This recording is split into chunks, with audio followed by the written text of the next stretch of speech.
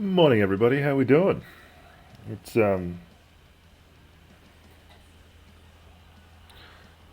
exciting day. Exciting day. Maybe we'll take out Laurence. Maybe. Somehow I doubt it.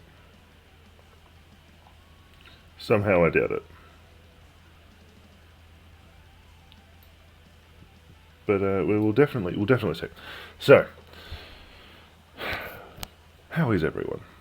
First off, um, updates going on in my life. First off, the my PC repaired. The power supply unit completely fucked. Had completely failed. So it's now been fully repaired and it's on its way back to me. Um, should have it back by next week.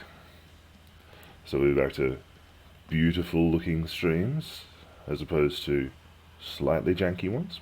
Laptop's done really well though. I have to throw my praises to the laptop. Um, and we're 5 followers away from that 140, which is fucking ridiculous, but also amazing. Also amazing. Um, kind of mad to think that.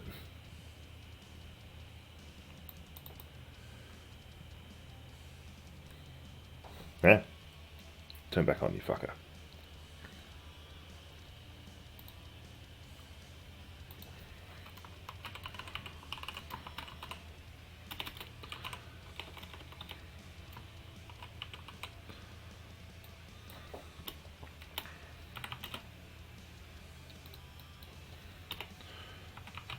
Um,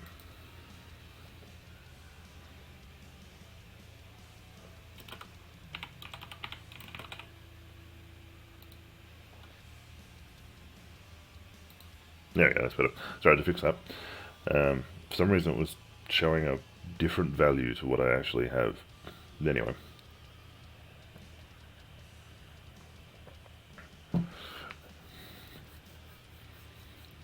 Another thing that's a problem is I've been kind of living in my own little bubble for the last little while. Um, so I haven't really been paying attention to the news much.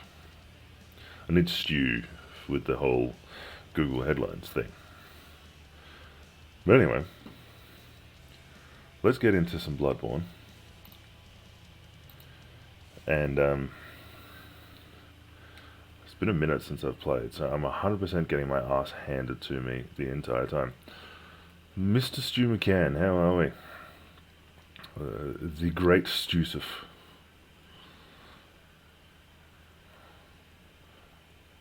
How are you, my man? What's been happening? Oh, shit. I was just saying, it has been quite a while since I've played this game, so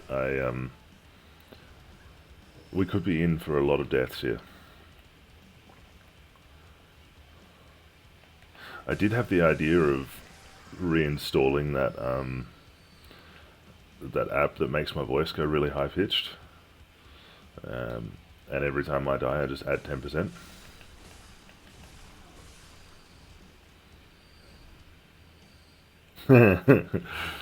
The great stupendo distracto.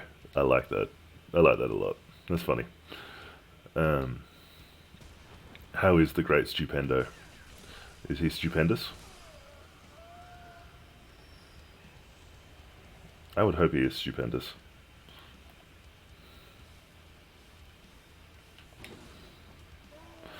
I saw the Batwing got rebuilt. It looks dope, as always. I forgot how huge it was.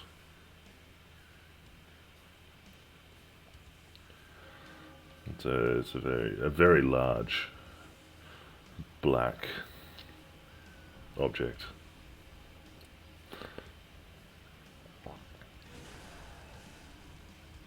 Oh shit! Not rested from sleep. That's not good. Man, they did a hell of a job on him.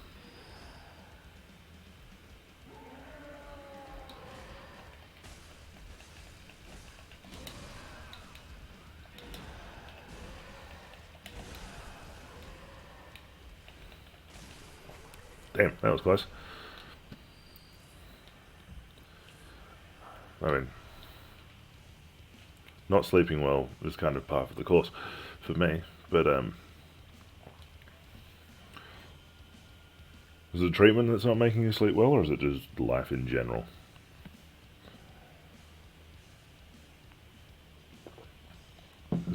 100% can understand life in general.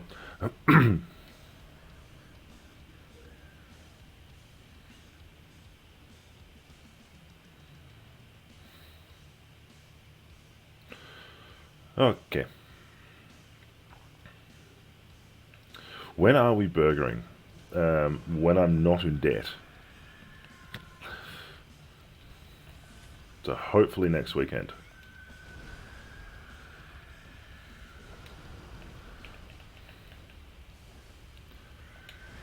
Because I'm currently slightly overdrawn, which is not a good thing.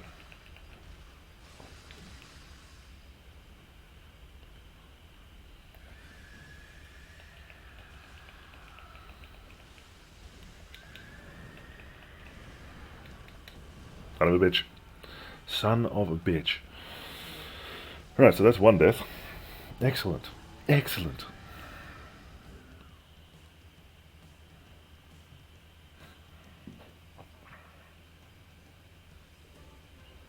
Will do, man. I miss your face. So we are going to be burgering very, very soon. Very fucking soon.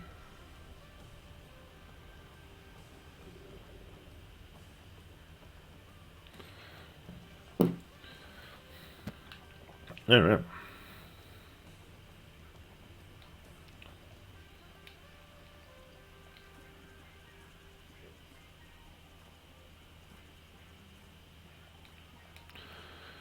Well, this is going well so far.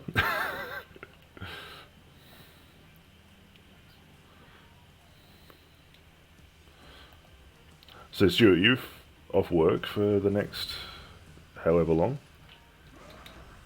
because of your intended treatment?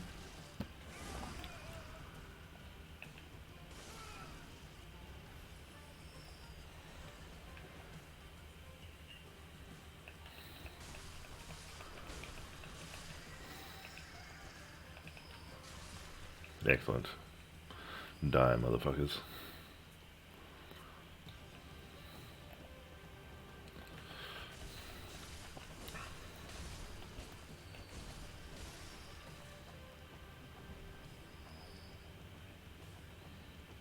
Yeah, nice. Very nice.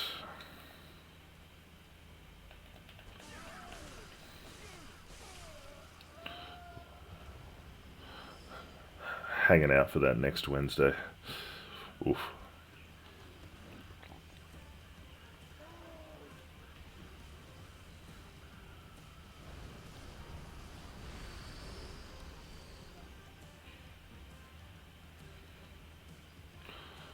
Yeah, bro. I bet you're looking forward to some form of tax refund. I know I am. Some form of tax refund would be fucking lovely.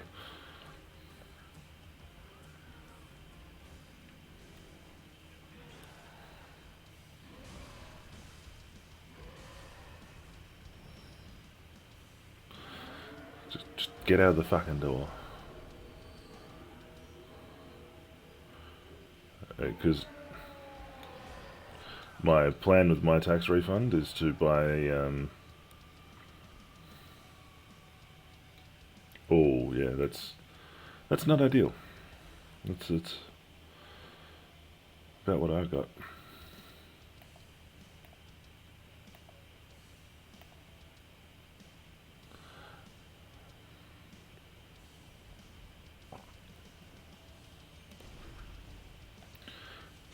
Rectal.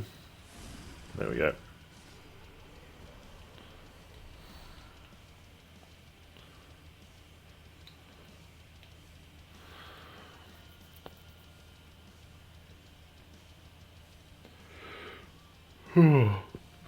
Yeah, there's a couple of things I need to do with my tax refund, but if I get enough, I'm hopefully going to buy a very, very very cool collectible. Um, and by Captain America's shield.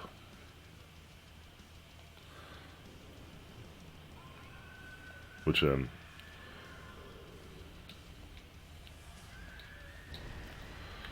I've got a Halloween party that I'm going to, and the people I'm going with always do superheroes. Um,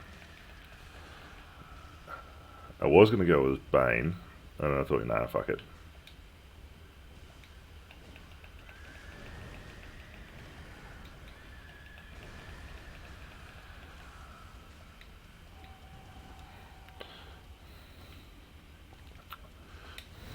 Ah, motherfucker.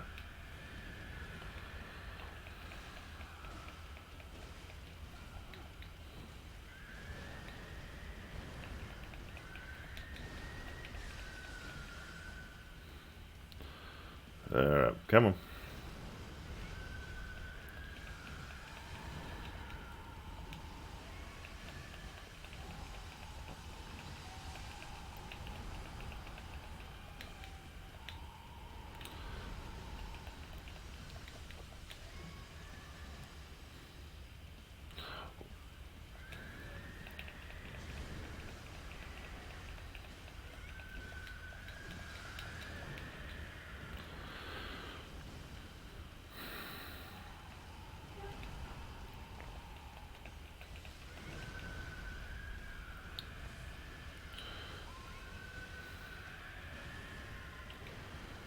I did see a message that I will be with you in just a moment. Son of a bitch. I was doing so well there. Oh well.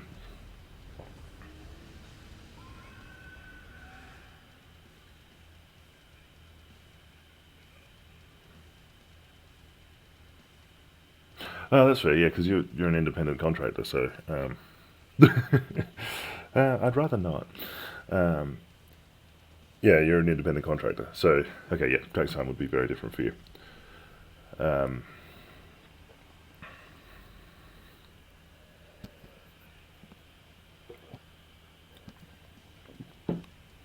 Whereas my tax, I pay extra, and so I get mine's decent. It's going to be less this year because of the low to middle income um, rebate repeal thing. Um,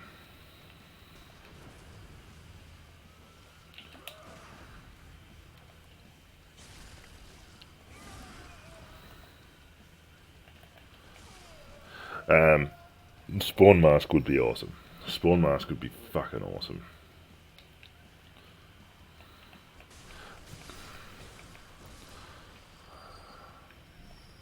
I did used to have a Bane mask because I did Bane once as a cosplayer, and Bane's mask and Spawn's mask look really, really similar. Spawn's is just a little less clean. So you can get pretty good ones um, for Spawn's mask.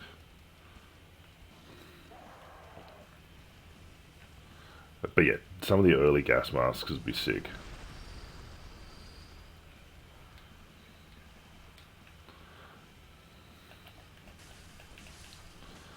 Like even some of the World War Two ones look really cool, really really cool.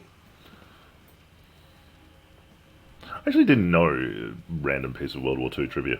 Um, the U.S. Army painted some of their jeeps. All that went badly. Um,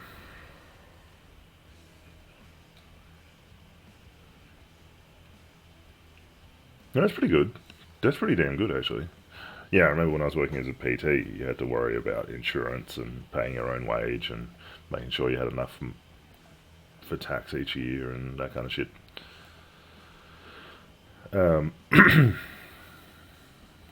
I didn't realize that during the Second World War, the U.S. Army painted experimented with some paints and actually developed paints that would change colour when exposed to gas. And so they painted the fronts of their Jeeps with this like yellow paint that would change to red as an indicator if they were exposed to nerve gas. Oh, that's cool. Covered under public liability. Yeah. So when I was working as a PT, I had to get my own public liability and professional indemnity insurance because I couldn't use the gyms, which is dumb. So that's good that you actually get the fleets. That's really good. Really good.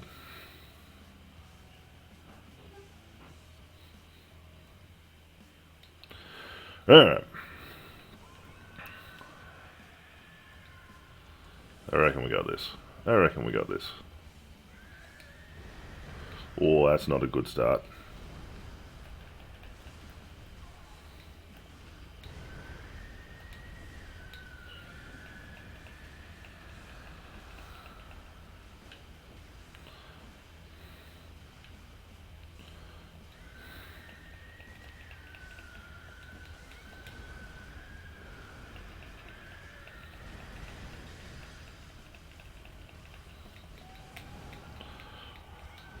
Man, I just copped the backhand of doom.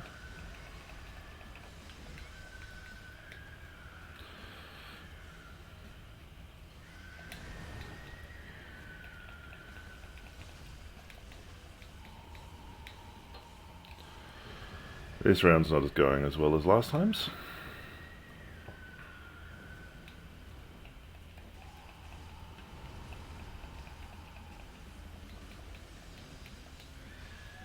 Oh yeah, really not going as well as last time's. Oh, bruh. Wait. Oh my god, Hysum, thank you so much for the follow. I honestly didn't realize you had Twitch. Thank you so much, my man. Really appreciate it. Behold the randomness that is one of my streams.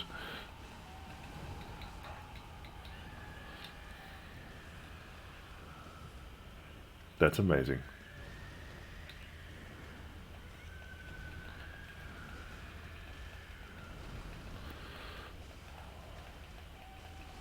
I appreciate your support, man. I love the fact that you actually comment on every single YouTube video I put up. You and Stu are my biggest supporters, so thank you very much. Alright.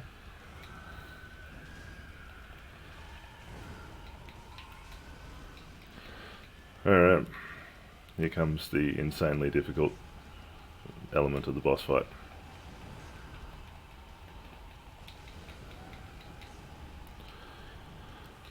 This is not going to go well. Ah, my music died. Bear with me for a moment.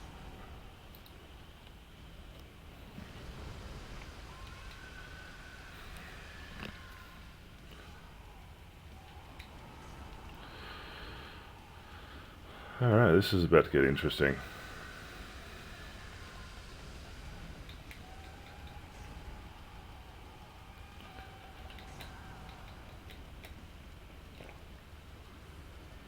Hey, Skull, how you doing? Welcome to me getting ruined by a boss.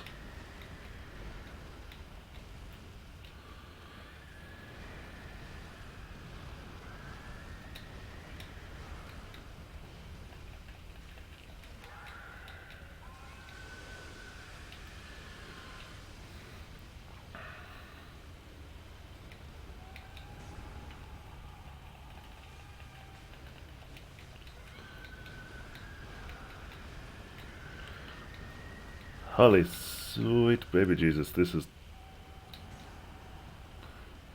the burning bush of puberty. That is 110% correct, Stu. This boss is ridiculous.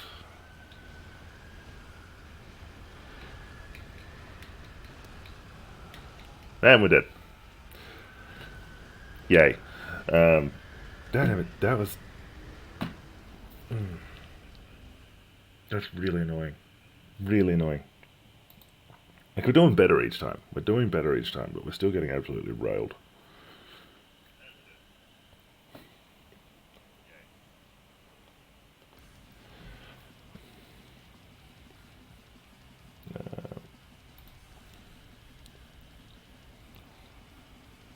I'm having trouble with my Spotify today, so I think we're just gonna get rid of it and return the Bloodborne music. Alrighty, let's do this. Skull, how you doing, mate? It's been...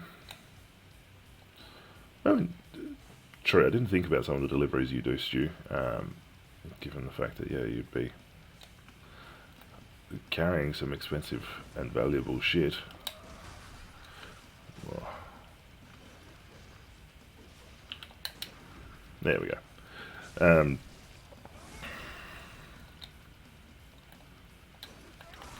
what's happening, Skull? Hey, how are you?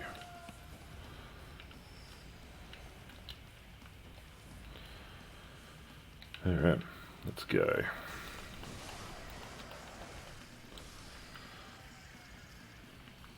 The aim is to try and beat Laurence, and I don't know if we get that done.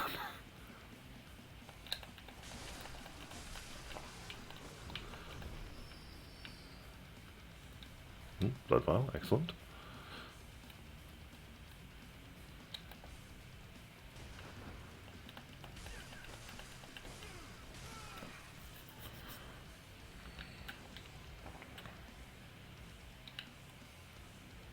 Come on. Attack me. Let's go. Thank you.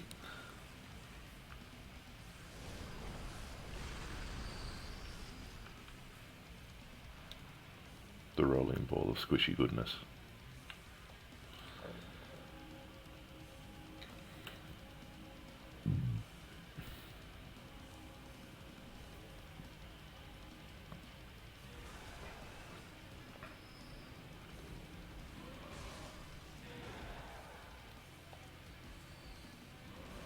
Just avoid him.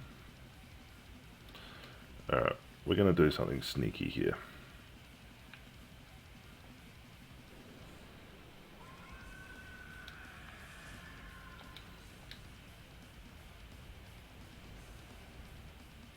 There we go, sweet. We magically died. No, it's so that I can return back to... Because there's a shitload of blood echoes there, shitload of experience. So we'll just return back to...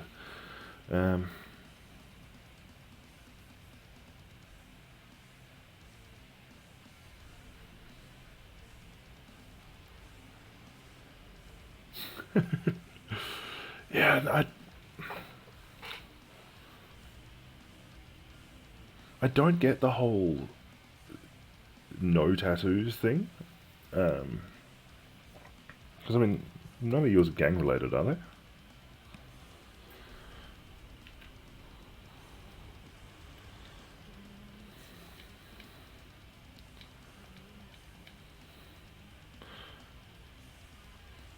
Gotta channel it into that.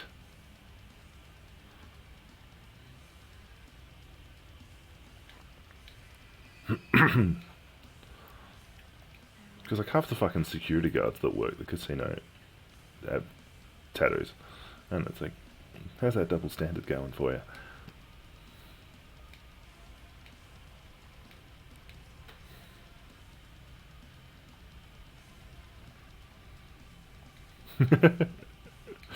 Yeah, that's fair. That's fair. Well, no, it's not really fair. Because, like...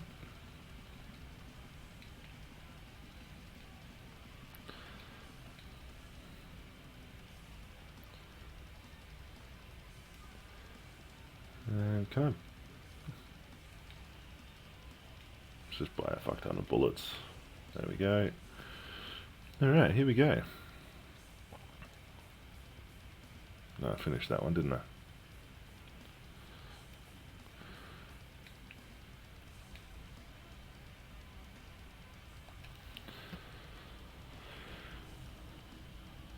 True. And if I wear a long sleeve, I'm fine. You really can't get away with the whole wearing a long sleeve thing to hide all of your tattoos.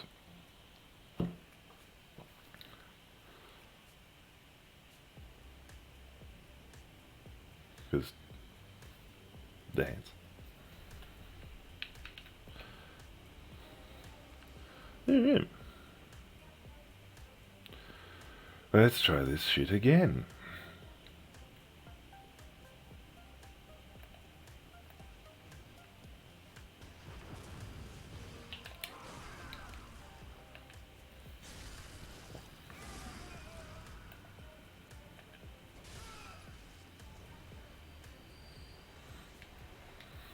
Yeah, that's still dumb though.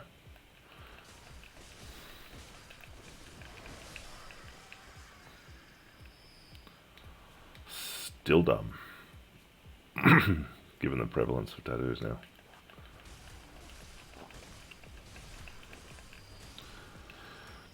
Yeah, I don't gamble much. One of my best mates loves a slap on the pokes and loves a bit of a gamble. So we normally end up. So yeah, last time I caught up with him back in Adelaide, we were sitting in the casino completely, like I was smashed.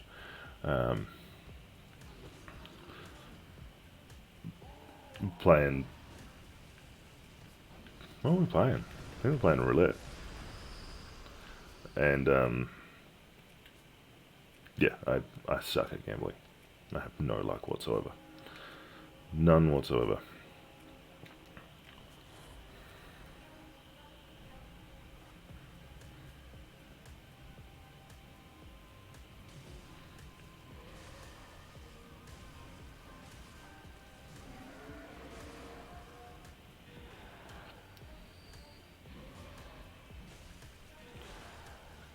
Come on, mate, you got this. That's the most opportunistic kill I have ever done. Alright. Alright, here we go. I got this. I got this. I believe in myself. It's funny though, like, one of the things I get asked most when I do...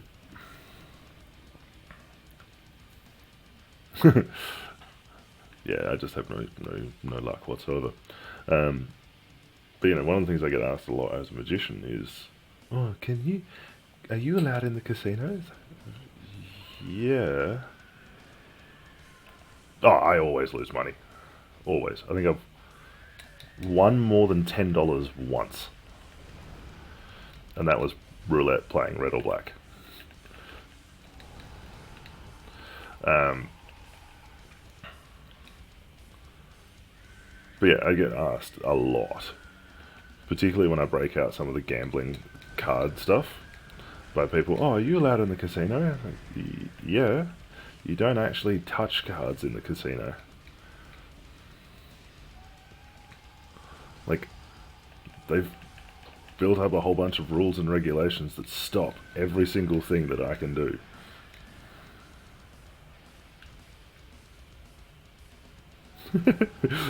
Literally just driving along Pacific Motorway and throw out $10 out the window. Yep, that's about the same.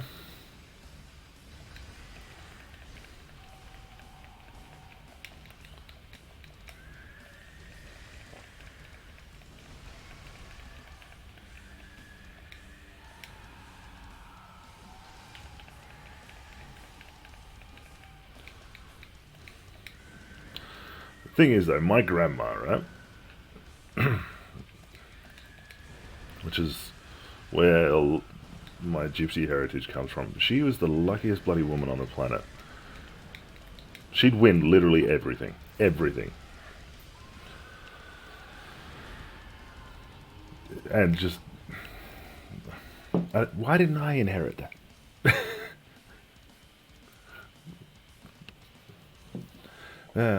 Man, we're doing well here against Laurence, aren't we? It's great. It's good. It's good times.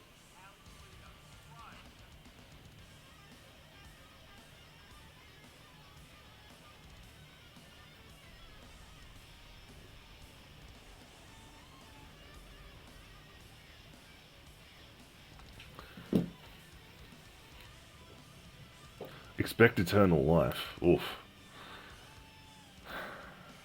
Nah.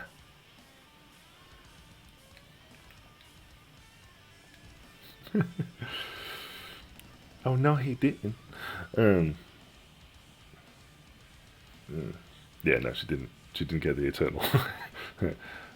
Lucky, not demon worship. No, she was the most. She's a very religious woman. My grandma. Um, to the point where if she knew about the tattoos, she'd kill me.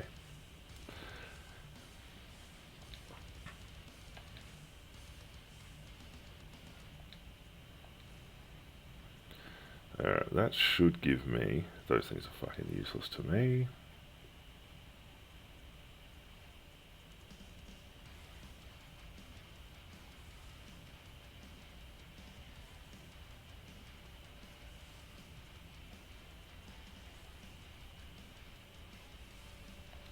Let's sell the choir shit.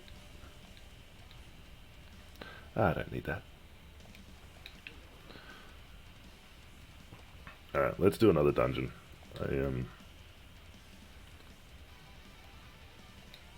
What was this one?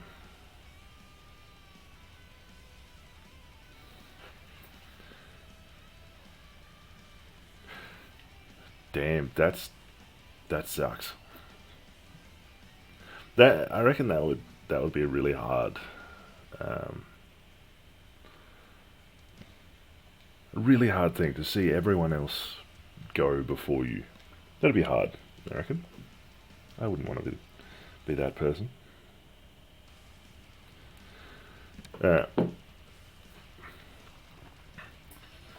Man, that extra coffee's going straight through me.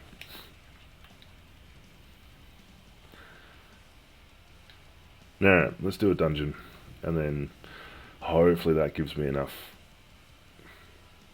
Hey, Charisma, how you doing? Damn, that's heavy, man. Stu, that's 2001 son, 1 grandkid. That's fucking... Yeah, no, that's heavy. That's some heavy shit. K9, how you doing? Good to see you. Welcome, welcome. Alright, let's yeah,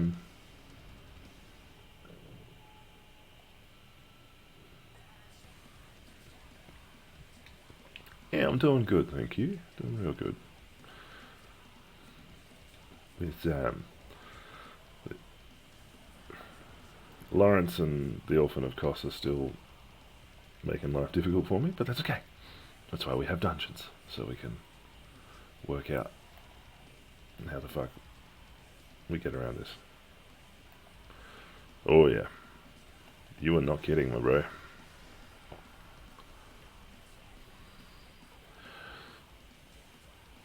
On a totally different note, just seeing that spider made me think of it.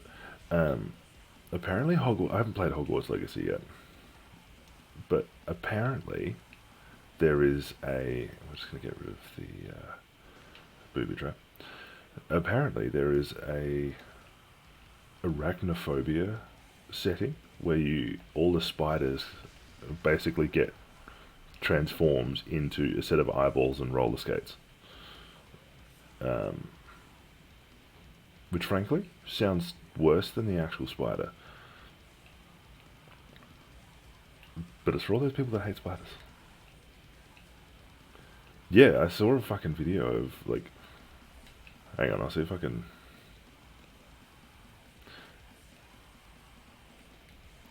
Because on my PC I could pull up some images of it and not have the fucking thing crash, but I don't trust my laptop to survive. But yeah, no, there's an arachnophobia setting for Hogwarts Legacy, and it looks hilarious.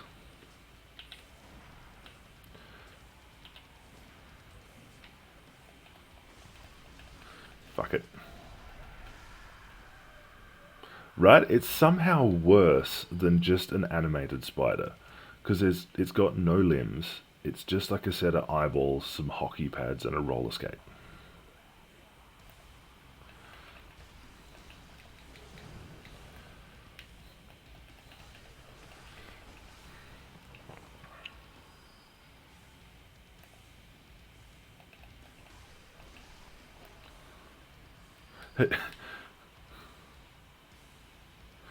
They probably, I reckon they did it just to troll people with arachnophobia. Oh yeah, we'll make the game.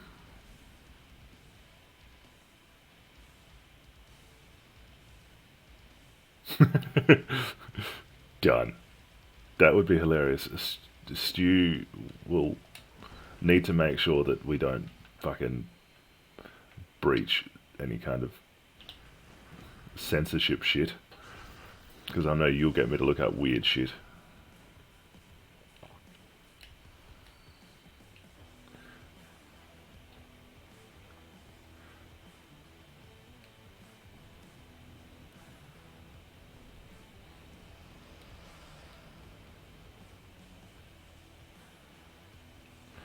Yeah, look, I get arachnophobia. I can understand why people would be afraid of spiders. Because spiders, yeah, they're not the most natural of things, right? They're very unique. But trying to remove a spider's essence and make it less creepy usually ends up making it way creepier than it actually is. Way creepier.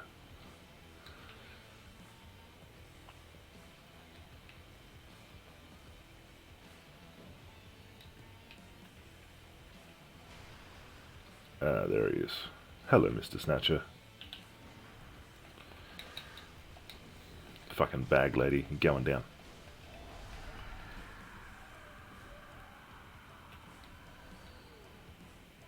I do love it. So, From Software locked Bloodborne at 30 frames per second, which gives you that slightly like cinematic vibe.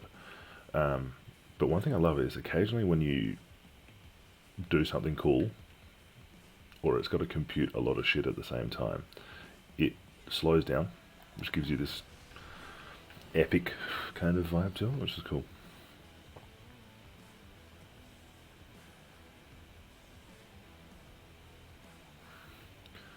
Yeah, like I used to have. There we go. See, secret wall.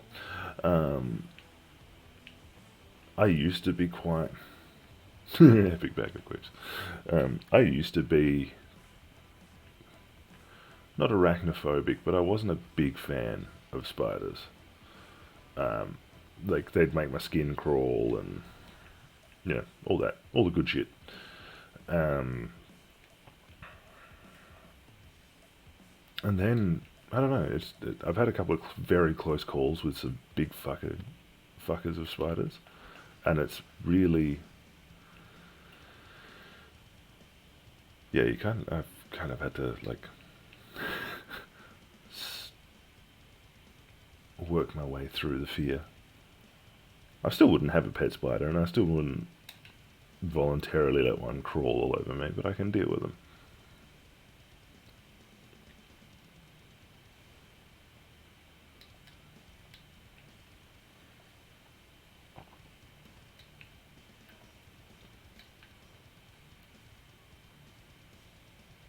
But, get one of those fucking Acromantula Ron Weasley terrifying things.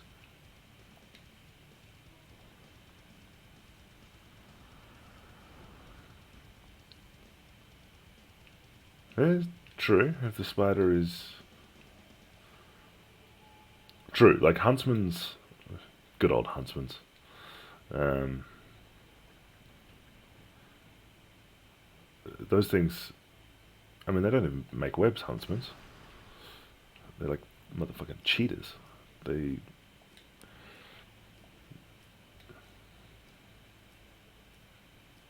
Yeah, literally, scorpions. The smaller the scorpion, usually the more deadly it is, with the exception of the Adelaide Hills scorpion here in lovely Australia. Um, Adelaide Hills scorpions are like this big and black. They look evil, but they're really not that dangerous.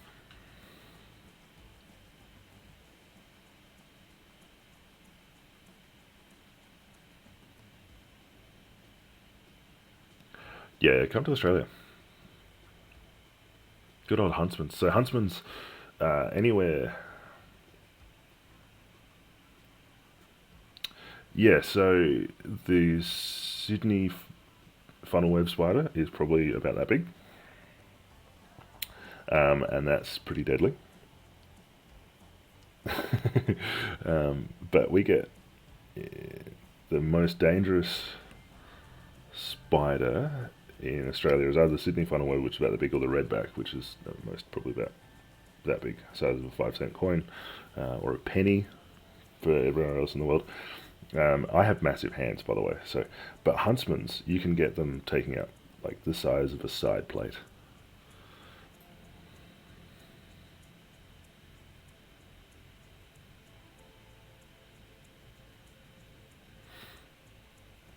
Yeah, yeah. Funnel webs are fucked, fucking evil. But yeah, huntsmen's. I found out huntsmen's. I didn't find out. I read. Huntsmen's do not build webs. They are ambush predators, so they will literally just like chill on a wall or something, and then when they see some prey, they'll just sprint after it. Speaking of spiders, there we go. How's that? How's that for everyone's arachnophobia? These motherfuckers. I hate them. Mostly just because they come out of nowhere. They're like...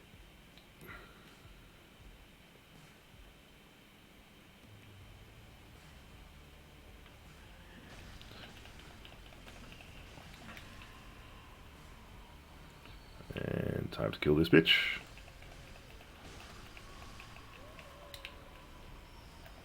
And one regular spider. There we go. And that, Stu, thank you for that lovely fact.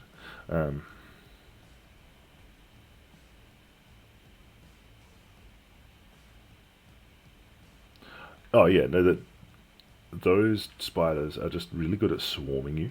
That's why I hate them. Like they swarm, and it's annoying. This guy is annoying as shit. Like he's not difficult, he's just annoying.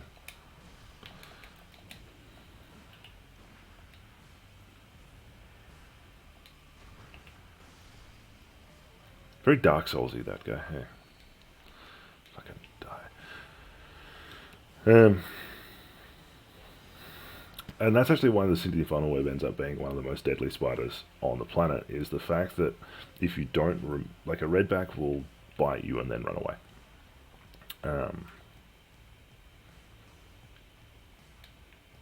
For those who know about spiders, is there a difference between a black widow and a redback? Because I feel like no. I feel like a black widow is a redback. Anyway, the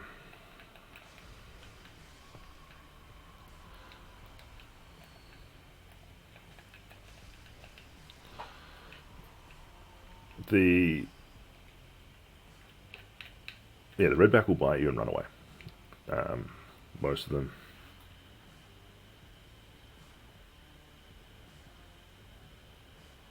Yeah, regional. That's what I thought. Because redbacks, yeah, that's what I thought. Because I have seen, because what was I say? Male redback spiders do not have a redback. It's only the females that have them. I'm just going to quickly run to the bathroom before we take on the boss. Oh, be right back. Hang on, let's drop the be right back. Oh no, fuck it.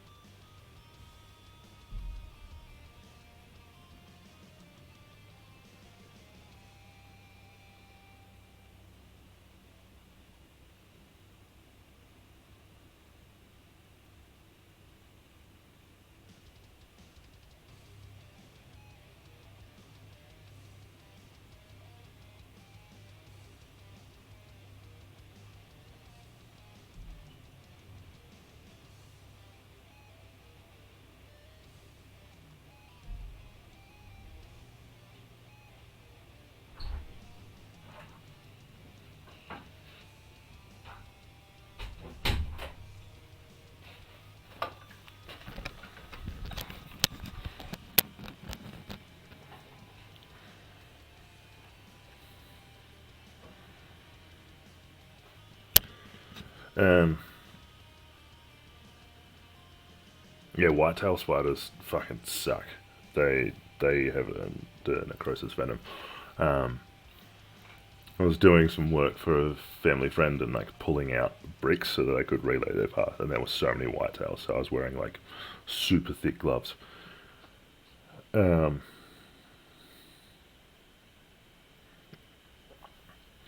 yeah, redbacks, they're aggressive, but only when they feel trapped. So even though their venom's pretty dangerous, they the bites, like people actually dying from redback venom, isn't very common because there's not that many bites. Funnel webs, yeah, because they bite and stay on there, they cause a lot more harm to people than other forms of spider. No, you fat fuck.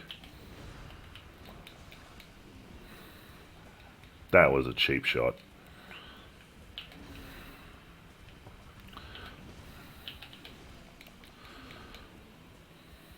Yeah, exactly. Like, we've got.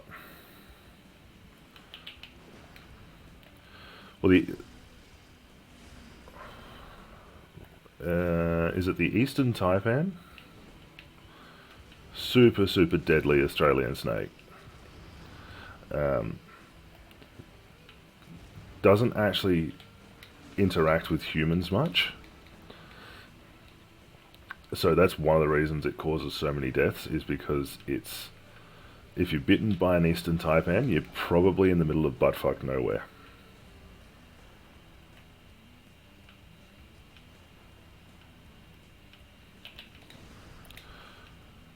Well, there's I love venomous creatures. Are I agree with the fascinating thing. Some of them are fucking terrifying, and some are just super cool. There's it's a form of sea worm. Absolutely, and that's the thing. Like, anti venom is so common now that you're pretty good regardless where you go. The issue that you can encounter a lot in Australia is there's lots of rural areas, and that's where a lot of the really deadly shit is. So, well, poison dart frogs are super cool, but there is a form of, I think it's a sea slug, um, that actually ingests. Fucking bastard! It's a form. I think it's a sea slug. You may want to Google it. But what it does is it ingests the venom of a Portuguese man of war, which is essentially a jellyfish, and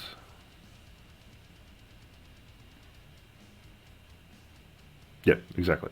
Um, and most of the time, those really,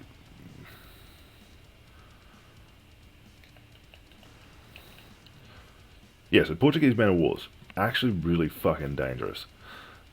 But because so much of Australia's population is around the coastline, you're not likely to die from one. It's just going to hurt a lot. Um,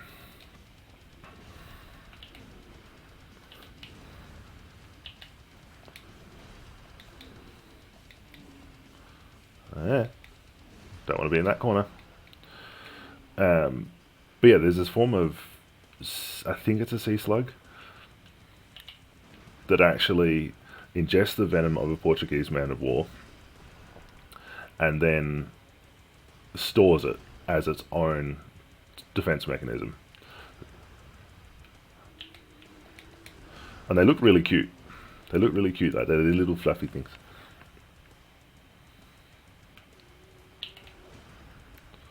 Wait, what? Yeah, that's the other thing. Like, most of us born in Australia know what the fucking dangerous stuff is. Brown snake. Do not step on a brown snake. It will bite a fucking hole in your boot, and then you'll need a very quick trip to the hospital.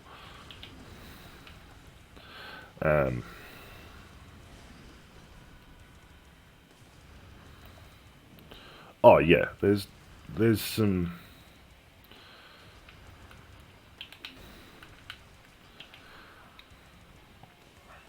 That's. I'm gonna be really honest. The thing that makes Australia dangerous is the fact that tourists come here. I love tourists because, international stuff is cool. But there are lots of tourists who come here who have no idea how dangerous some things are. Like our animals, yeah, some of them are pretty deadly. But, like, for example, one of our most famous beaches, Bondi Beach, has really, really dangerous swimming conditions most of the year. Like, there's lots of shallow rocks in the bay that Bondi is in, and it gets quite a lot of rips. There we go. So if you're not actually a good swimmer, Bondi is really dangerous. And yet, it is the biggest tourist attraction just outside of Sydney.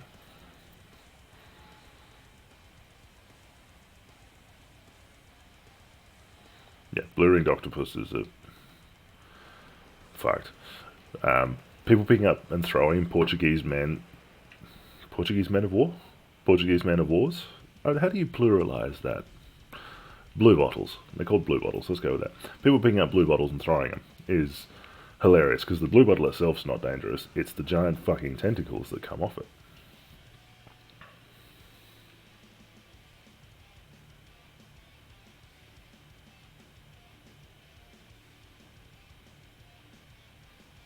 Oh yeah.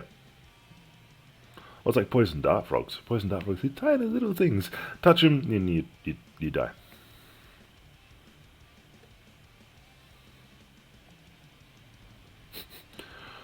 Oh, speaking of stones, stonefish? Stonefish are fucked.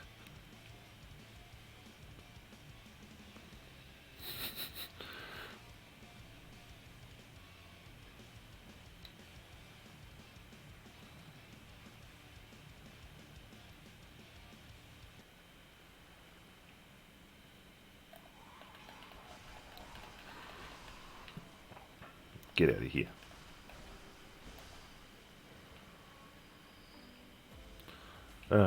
Man, nature is cool. Nature is really cool. Like, we as humans think we're awesome because we can think. But there's some super cool shit out there. Yep. Stonefish venom is one of the most painful things you'll ever endure, apparently. Thank God I have never had to deal with it.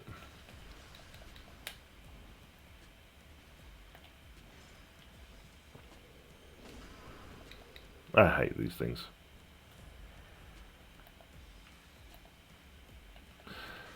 No, I got that joke, Stu. I got that. It took me a while to get it, but I got it.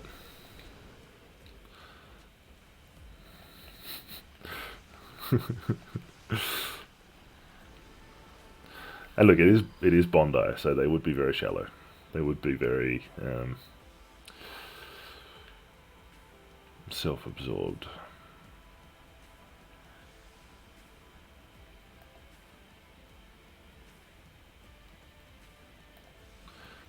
It's funny, I did.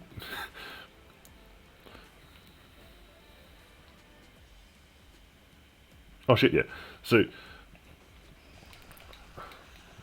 overwhelmed by rats. We have. I actually love the evolution of humans, right?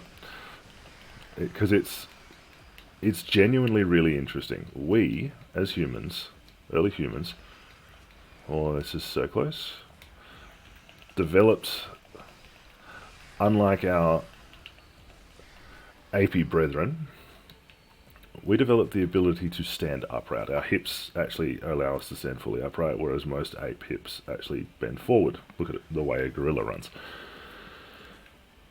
What that allowed us to do is run, and run long distances. As a result of that, humans started being early humans, like Homo erectus, the first human to stand up. Yes, giggle at the name erectus. You have my permission. Started being able to cover much more territory than an ape normally would be able to. As a result of being able to go through, run up a hill. Oh, 100%. We all would be. We're actually less intelligent than our predecessors. So, because humans were then having to travel long distances and going from plains up into hills, going from areas which were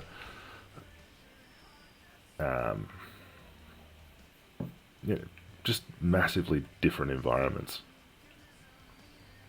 humans had to develop a way of dealing with ever-changing environments. And so, through natural selection, the smartest humans, the ones who could problem solve the best and work out what the fuck was going on around them the best, survived.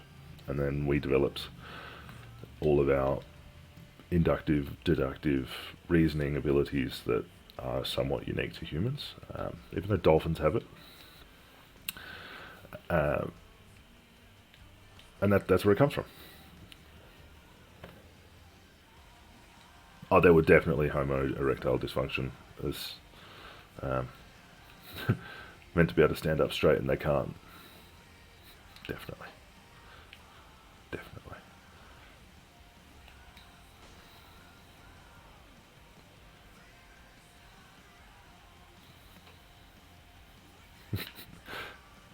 Some that will stand up straight and then all of a sudden they just lose all structural integrity and fall down.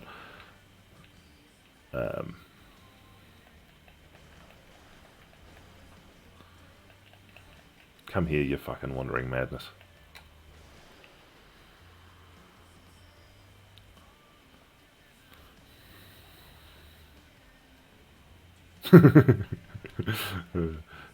Homo gangster walk.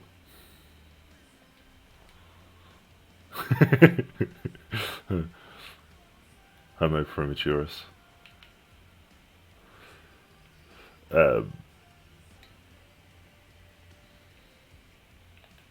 Dude, can I knock that off the thing? No, can I? Nah, damn it.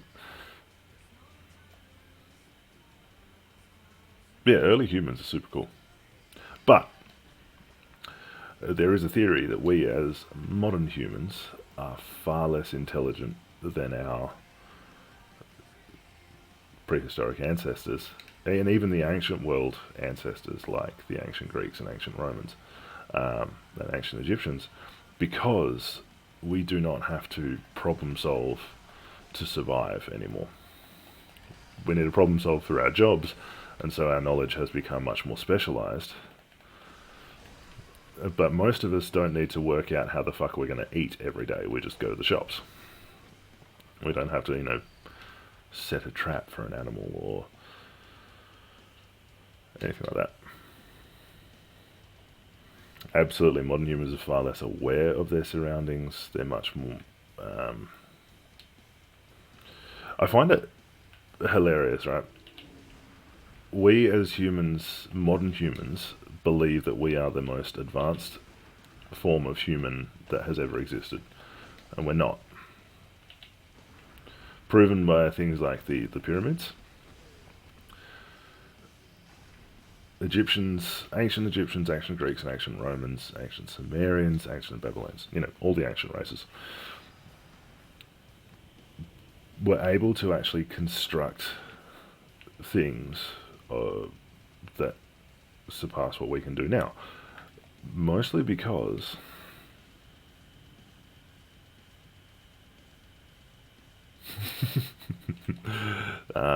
don't get me started on social media. I love it. I love social media because you can, we can connect to people that I can talk to that I wouldn't otherwise talk to.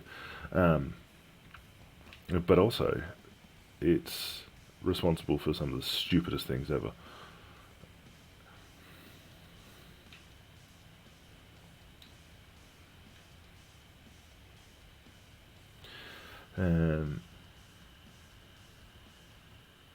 Oh yeah, megafauna and the giant things of our past are super cool. There was a giant form of human in our past, and it died out because it wasn't actually capable of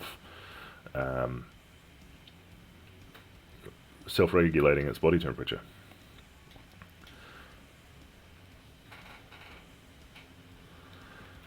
But what was I going to say?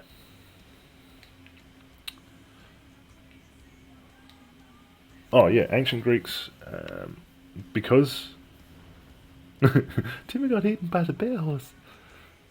That'd be fucking hilarious from nowadays. So our knowledge, like anyone can log on to Google and um, if we lived at the same time as Homo erectus, look, I'd be dead. But for the very brief period of time that I was alive, I probably would have been worshipped.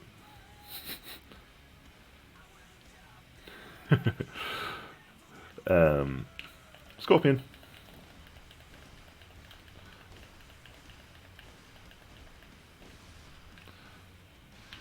Oh yeah, forgot that they explode.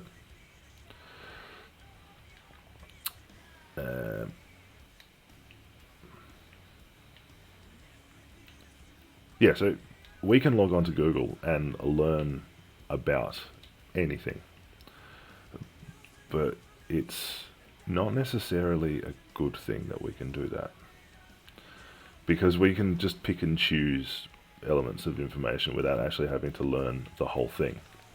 Look at conspiracy theorists, where they pick and choose information to confirm, you've got you fucking your little babies on you. Yeah, conspiracy theorists, they pick and choose the information that they want without actually looking at the whole thing and learning and understanding the whole thing. So yes, whilst our access to knowledge at the moment is far greater than anything we've ever seen in human history, oh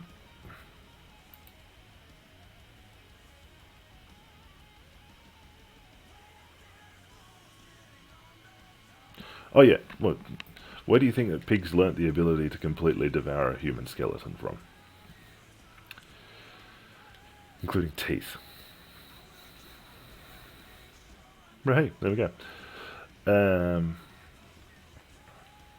But knowledge, like engineering knowledge in the ancient Egyptian and ancient Greek world, was passed down father to son or mentor to pupil, which meant you got specialized knowledge being passed from one generation to the next and improved upon.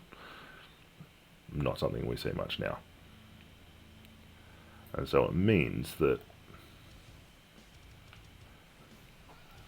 our knowledge, whilst the average person now probably has a greater general knowledge than any other point in history, the specialized knowledge that a person has is a lot less than what it would have been in the past.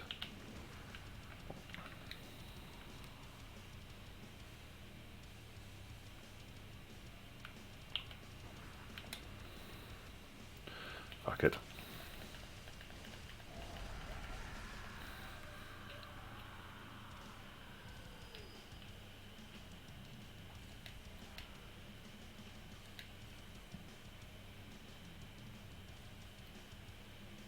There's another one of those snatcher things.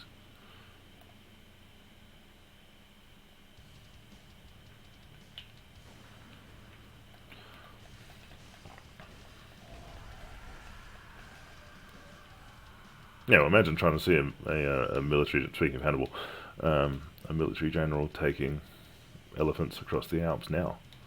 Fucking basic human couldn't walk across the damn Alps.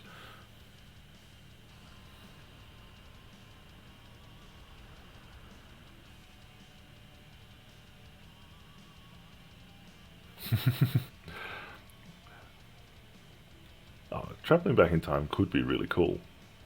also really fucking disturbing.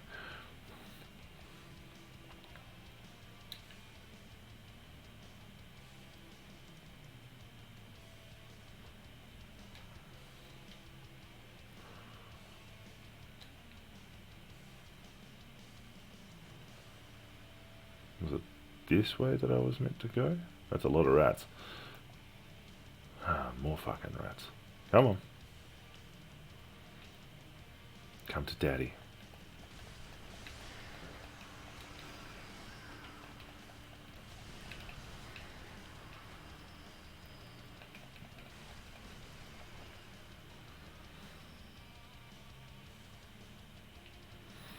Oh, yeah.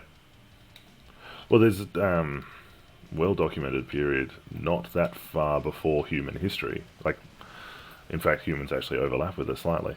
The megafauna period, which included things like the woolly mammoth, saber-toothed tigers, giant kangaroos in Australia, giant, like, fucking wolf rat things. Yeah. Terror birds, you mean dinosaurs?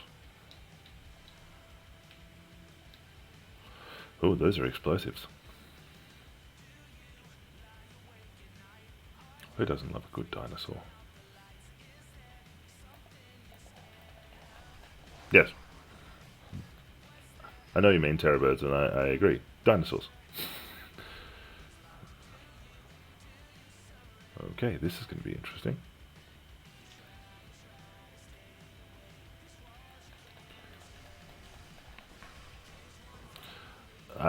I'm not sure what you mean by terror birds. Because dinosaur translates to terrible lizard, and recent paleontological research suggests that they're actually closer to birds than they are lizards. Particularly things like velociraptors, which essentially became chickens. But is terror bird worth a Google? Do I want to Google?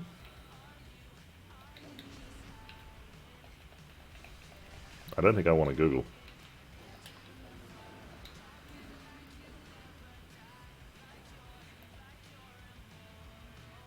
Oh, murder ostriches. Yeah. Yeah, the link between dinosaur and modern day flightless bird. Yeah, fucking terrifying.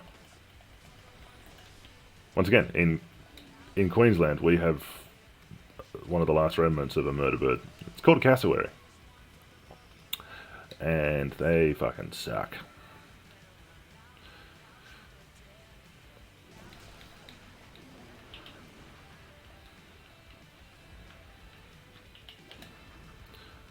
Seriously, check out a cassowary. Or if you've played Far Cry 3, you'll have dealt with cassowaries, and you'll know how much they suck.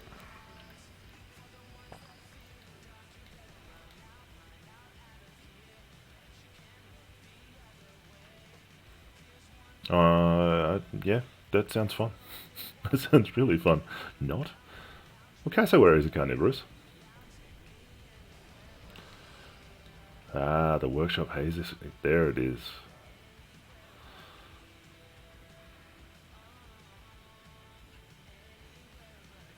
Alright, how do I get up there? That is the question. And that's why we avoid those things.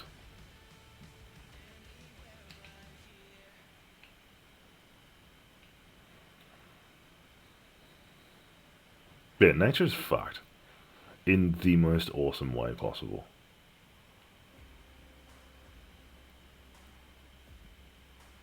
Like, I'm a huge fan of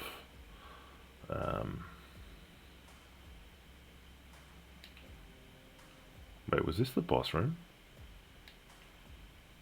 Yeah, it was.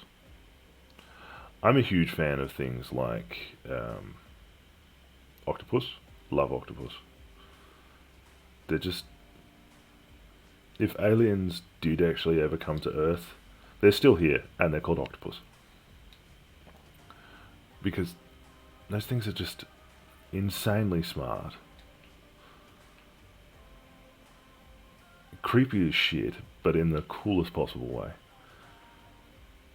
Capable of changing almost literally everything about themselves. They're just awesome.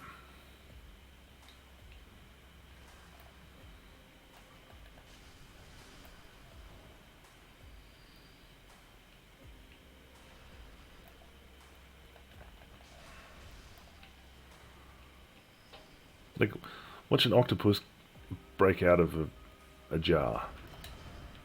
That was terrifying.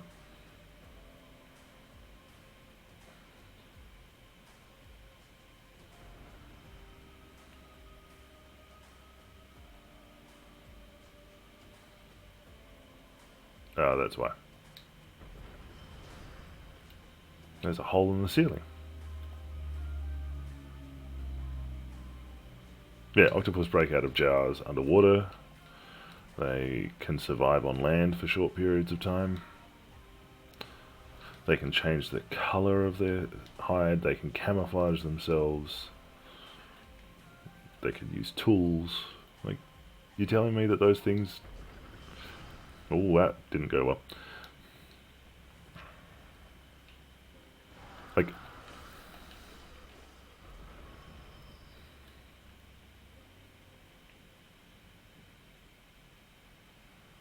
I'd love a pet octopus. It'd be very cruel.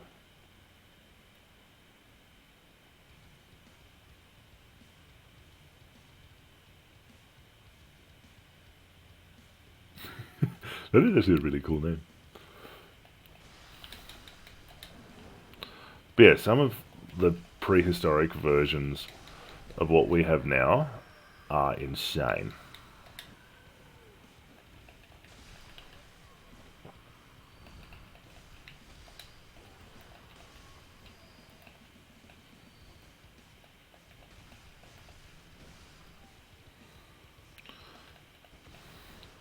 Well, it's funny because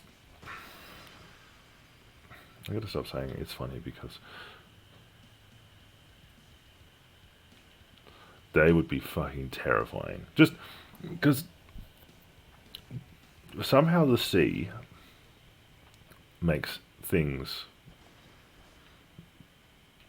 just more insane than normal. I don't know how. Don't know how. Like a sea snake is somehow worse than a normal snake for most people. I love snakes, so I'm pretty cool with sea snakes. But just sea scorpion would be... Nah, Megalodon would be fucking cool.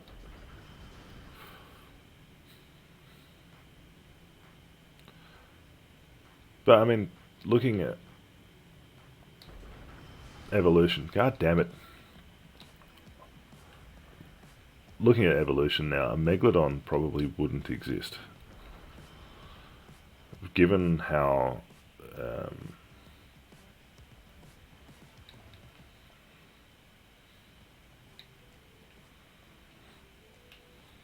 given how giant predators appear when there's giant prey available to them,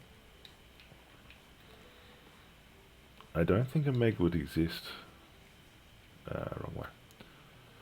I don't think a Meg would exist because there's already a super predator in the sea that's of a similar size.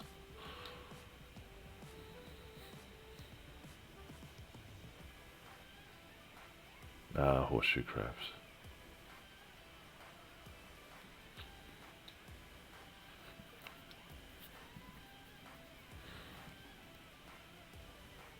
Oh yeah, great whites are terrifying. And the fact that they haven't evolved for millions of years just makes them even more terrifying. But, like, orcas. Orcas are just evil. Evil. This is going to be that giant, isn't it? That really cunty giant. Yep, I hate this thing.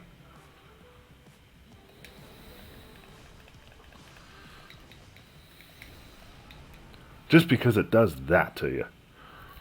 But yeah, great whites. Terrifying. Terrifying. I think not, thank you, Mr. Great White Shark.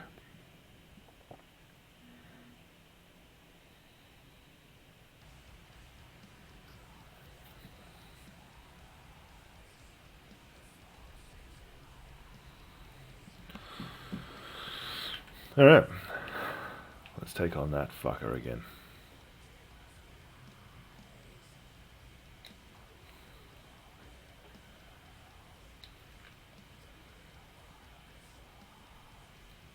Yep. Yep, orcas are fucked. The fact that they play with their food, they kill just for the sake of killing and feeling pleasure is fucked.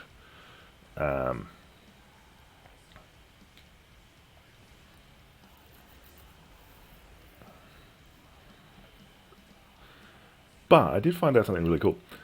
Because orcas have been whaling on blue whales for so long, blue whales deliberately go out of their way to mess with orcas.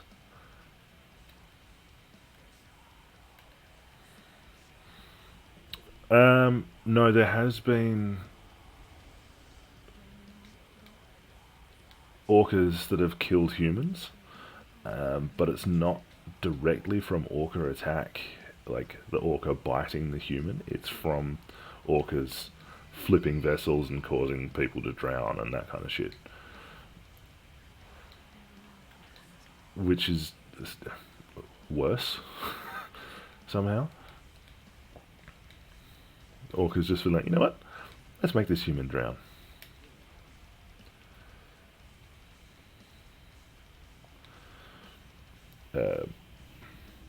Yeah, orcas are fucked. Fucked.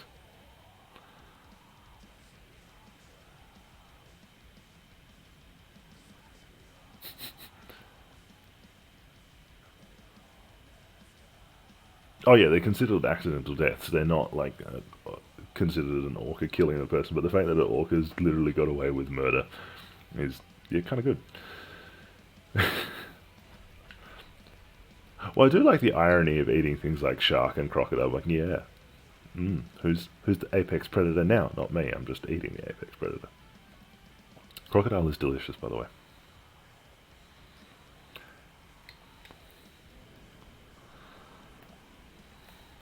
Alrighty.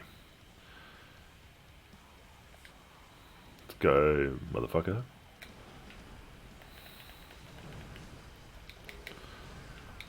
Whoa. It kind of tastes like chicken, in the fact that it's somewhat tasteless, but it's not bad. It's really tender, and yeah, it kind of tastes like chicken.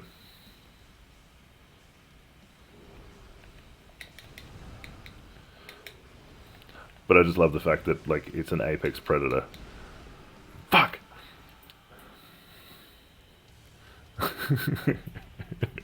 It does. Like, it's not got a very strong flavour. It's not like...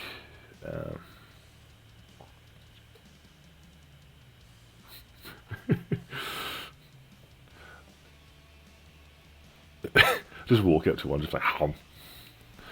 Yeah, good luck walking up to a crocodile and taking it by surprise.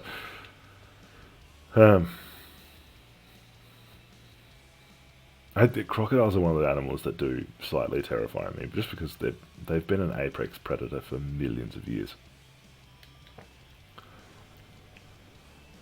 I thoroughly enjoyed a video of a guy from North Queensland. He's just chilling on the beach, right? And there's a crocodile in the shallows, and the guy's sitting down, and the crocodile is very, very slowly crawling up the beach towards him. And the guy then stands up, distracted with a small child, or Steve Irwin. Oh, sorry, Steve Irwin's kid. Anyway, the guy stands up, and the crocodile goes, "Ooh, that thing's taller than I expected," and just backs off.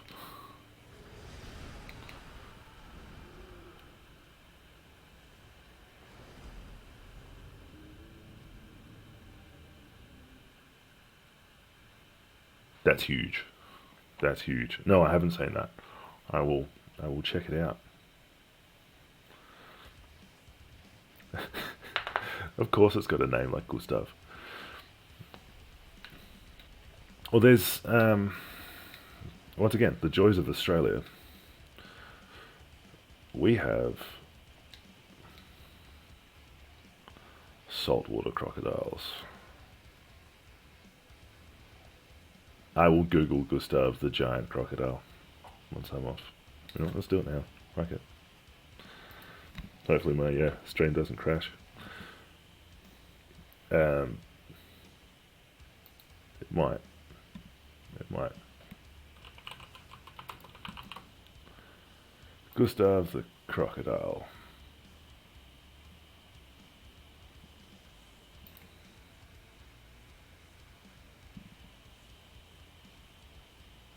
Oh yeah, he's a thick boy. He's a thick boy. Oh, someone just died.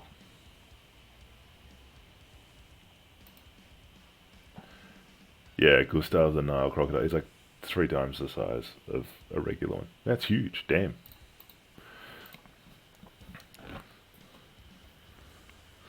Primeval. Primeval's classic. It's like Anaconda, but better. Uh,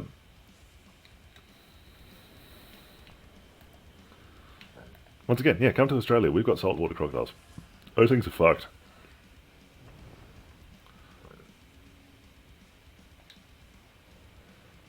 Salties are like, they're bigger than Niles just in general. Fucking bastard! Yeah, salties are massive. What are they? They get up to multiple meters long. Hang on, let's do this. Break out the Google again.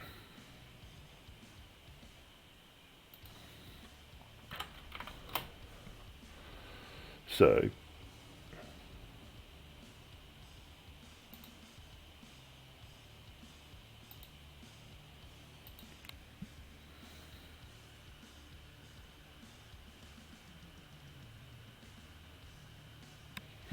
now there was a Primeval movie. So, Gustav, according to the source of all information that is Wikipedia, Gustav is 2,000 pounds, so about 910 kilos, and 6.1 meters long.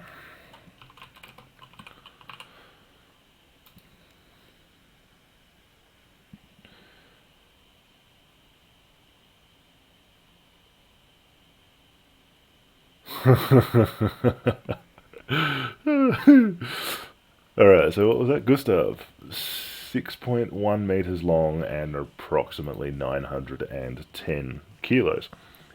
The large saltwater crocodiles, which you find in the northern parts of Australia,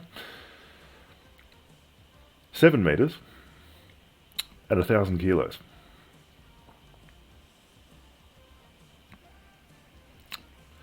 Yeah. And people actively go swimming in waters in northern Queensland. Because that's smart.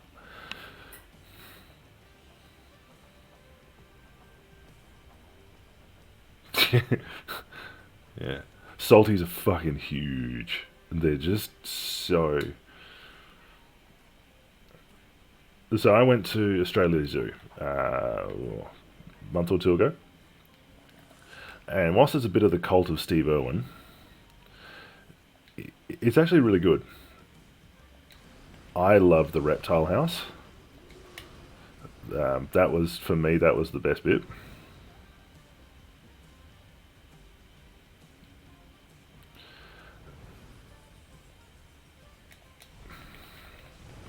But obviously, Australia Zoo being Steve Irwin's zoo is pretty famous for its crocodiles.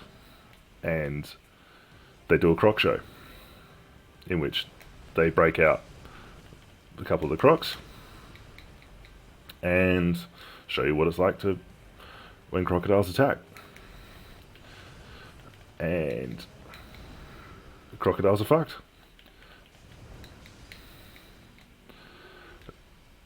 But being apex predators that have evolved one Merc style.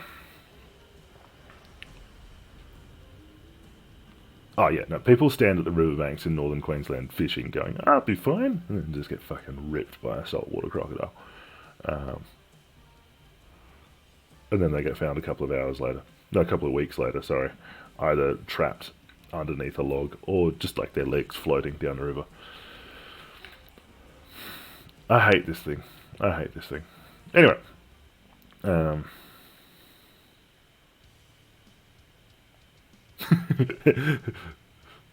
90 kilos for every less than a metre. Oh yeah, crocs are even bigger, and they've got if you do come to Australia, do go to Australia Zoo because it is really quite informative. But they do have replicas of some of the giant crocs that used to exist, and they're huge. So as a 6'6" man, I could stand upright in the jaws of one of the prehistoric crocodiles.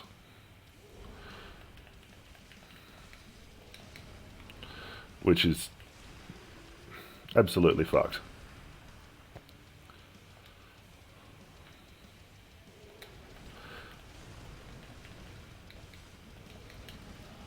Son of a bitch, I thought I was out of it. Yeah.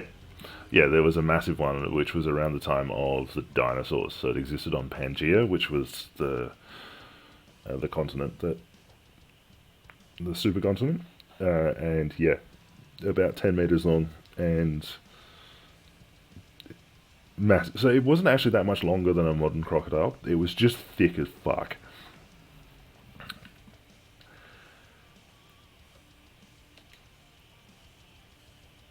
Kind of like me.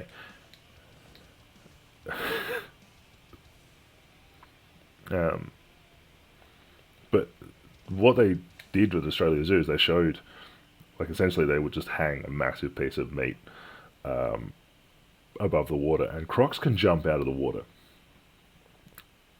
They can jump a good 2 or 3 meters above the surface of the water, and they'll take shit out of trees and stuff like that. The thing with crocodiles, though, is and this is different, crocodiles versus alligators. I'm talking crocodiles. Alligators are different. Crocodiles, because they're so big and so powerful, will only have maybe 1 or 2 attacks in them, and then they'll need to spend time recovering. So they'll give 1 or 2 really vicious attacks because they're ambushes, and then they'll back off.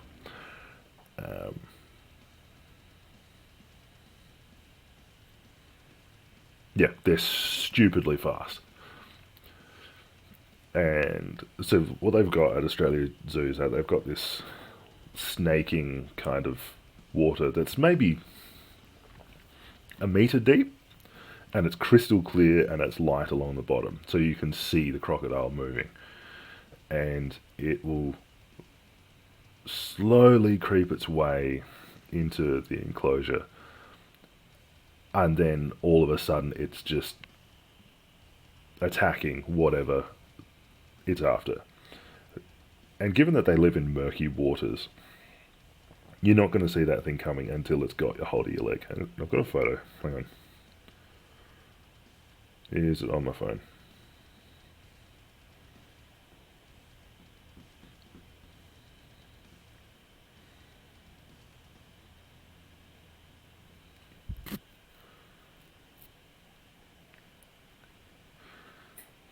Alright, see if we can see this.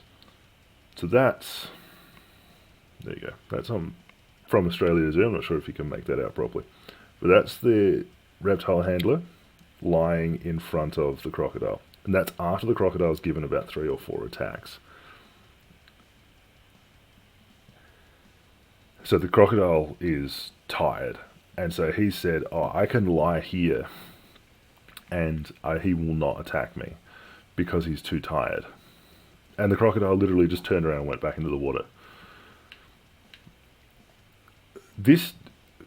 That crocodile handler must have balls of steel, because no. He was lying face up too, so he couldn't quite do like the push up, jump, run away thing. They're just... Oh, actually... Yeah, crocodiles are insane.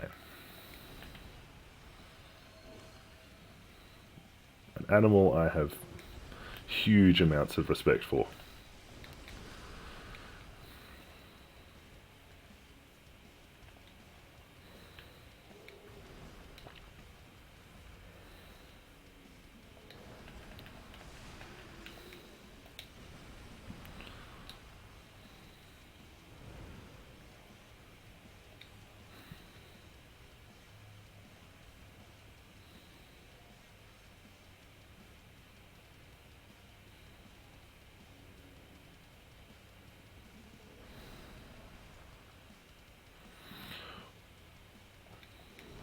What?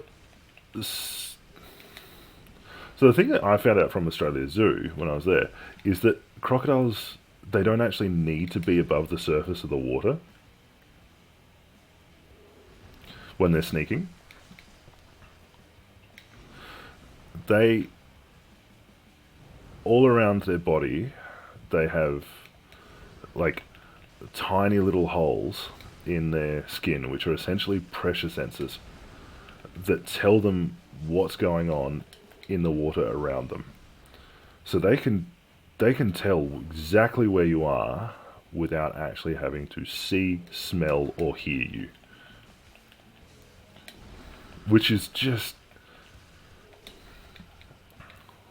That's some overpowered apex predator bullshit.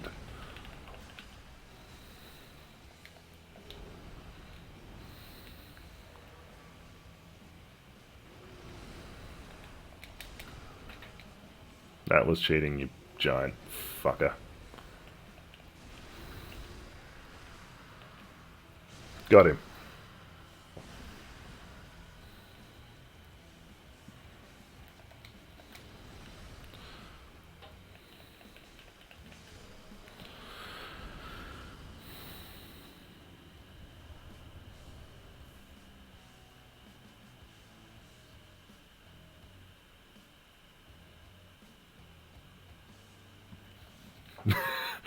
Yeah, crocodiles have proximity sensors. Yeah, so if you look at a picture of a crocodile, all the little holes, and most of them are actually around their jaws, all the little holes in their skin are actually like little pressure sensors. And they're so sensitive that they can, if the crocodile's in the water, they can hear, oh, sorry, they can feel things walking on riverbanks. Which is fucked.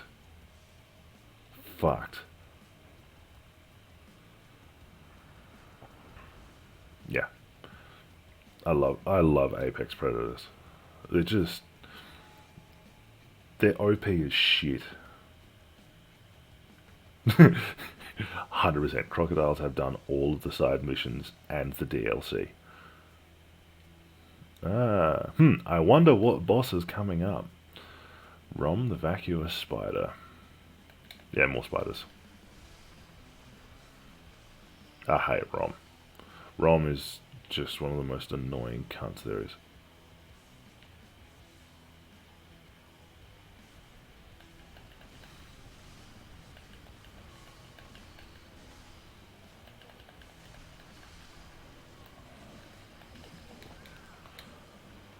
Alright, that's enough. You can all fuck off and die now.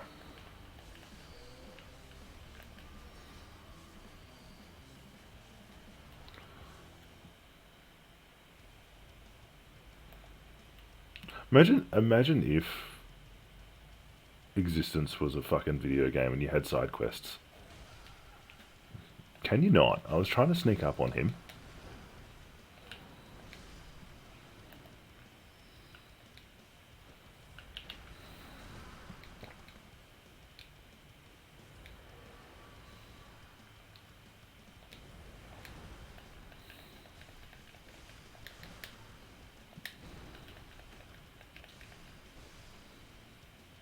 He's so very Dark Souls, that guy. I have not. Sounds interesting. Tier Zoo. I'm guessing he ranks. He does tier lists of zoo animals. If not, 100% should with a name like that.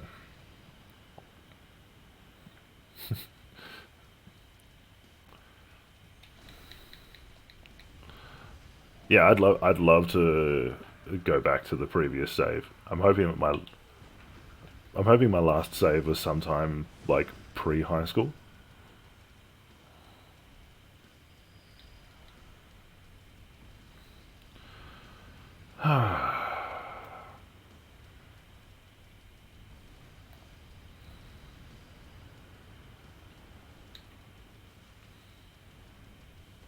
Come on, you.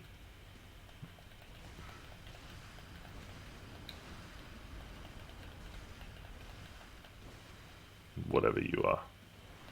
You Lovecraftian horror thing.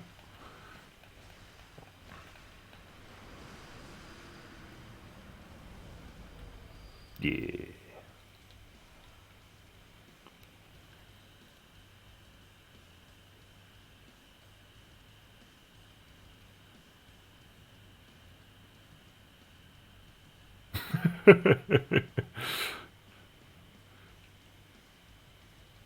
Well, T-Rexes were pretty fucking insane. They were 100% apex predators. There's only one thing that was slightly more. One, no, actually, T-Rex was the apex. You had Gigantosaurus, which was like a giant version of the T-Rex that was pretty fucking terrifying. But it wasn't as successful at literally murking everything as the T-Rex was, for some reason. You then have Spinosaurus. Oh, okay, that's a new one. So Spinosaurus existed, most of its, okay, enough of that. Most of its fossils have been found in China, and it was essentially amphibious dinosaur that had giant spines down its back and walked on all four legs, but it also was capable, very, very capable, of eating anything, including other large dinosaurs.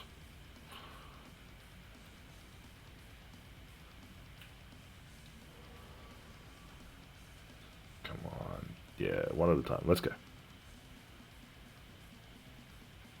Oh yeah, no, Spinosaurus could swim.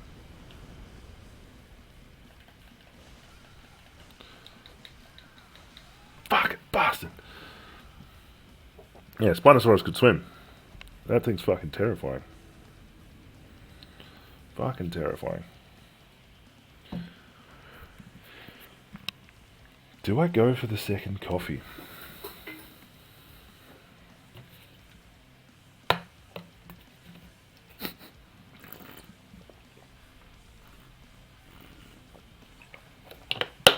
Oh yeah. Spinosaurus doesn't care what kind of boat you have. He just cares that boat is going the fuck down.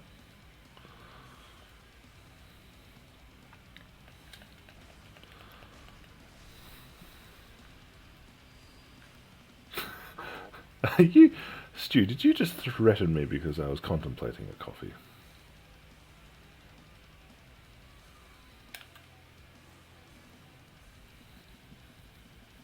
Oh, raptors are fucking... Don't flex my chip bottle in here. Raptors are cool as shit. Raptors are cool as shit.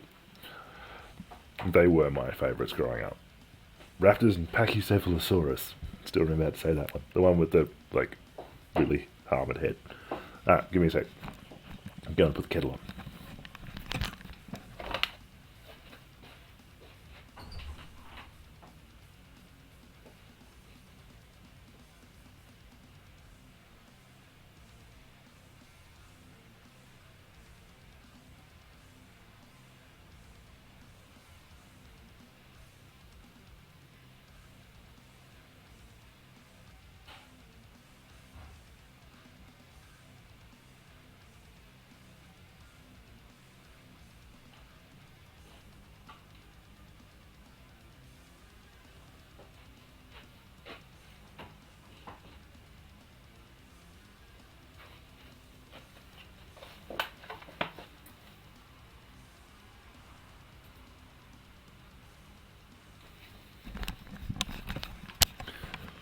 I know, it sounds a bit racist, but that's actually their real name.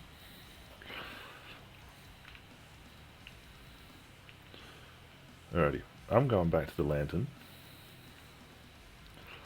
And we're going to try and take on Laurence again.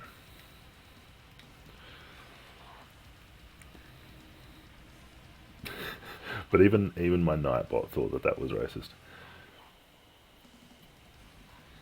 Pachycephalosaurus. Legit dinosaur. Legit dinosaur. Actually one of the coolest dinosaurs out there. Because it was... its way of defending itself was to headbutt shit.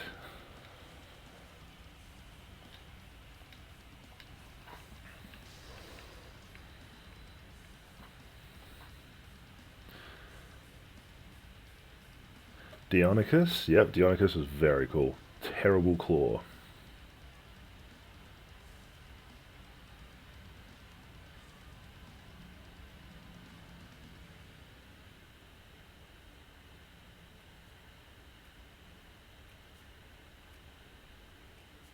And Nightbot does its job. But yeah, so many people get Velociraptor and Deinonychus confused. Deinonychus is the one with the fucking huge claw, but he's only maybe about a meter tall.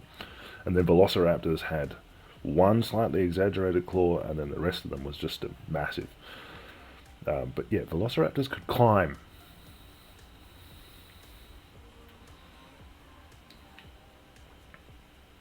Good old death chickens. But yeah, if you look at things like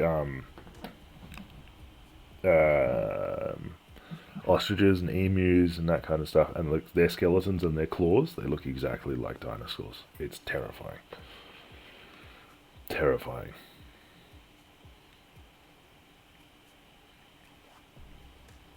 Actually, so you know how everyone's got like a game where you kind of build stuff and sandbox and have fun? For a lot of people, that's something like The Sims or SimCity. Mine is Jurassic Park. I build a dinosaur park. Because I can.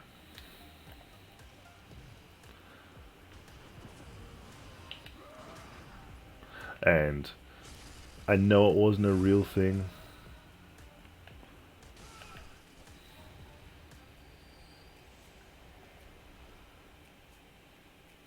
Hundred percent. 100%. I know it wasn't a real thing, but I really liked the Indoraptor from Jurassic Park. That was fucking cool.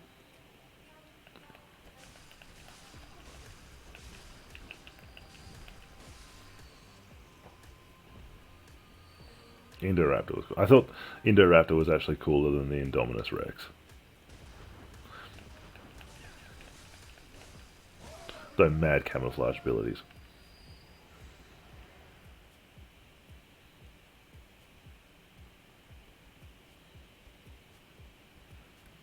Oh, Operation Genesis.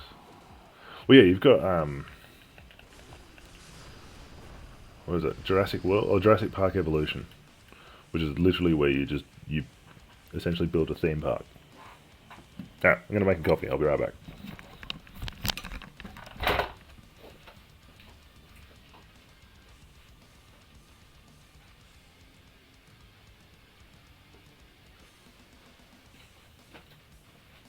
Not my shadow.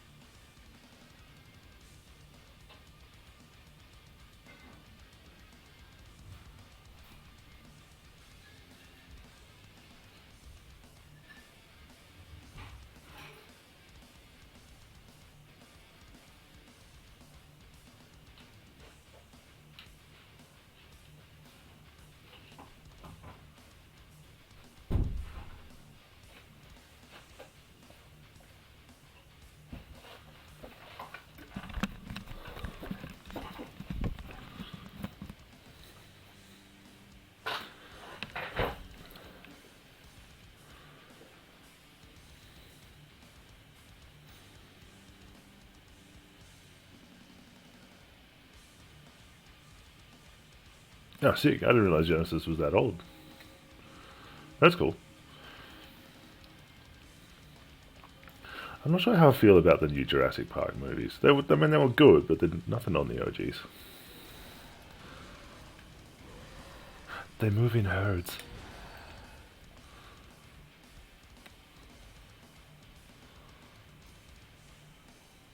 Actually, there was a Spinosaurus in one of the new ones, wasn't there?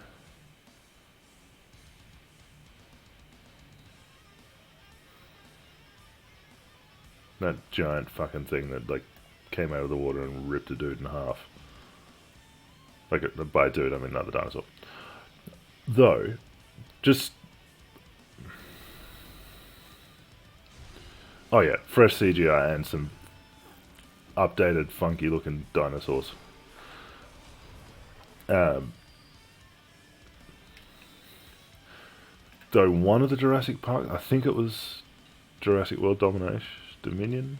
I can't remember. The one where the volcano explodes. And you've got that scene of the Brontosaurus standing on the end of the jetty and then it just disappears in smoke. That was so sad. Did I forget to get help on this? I did. Idiot.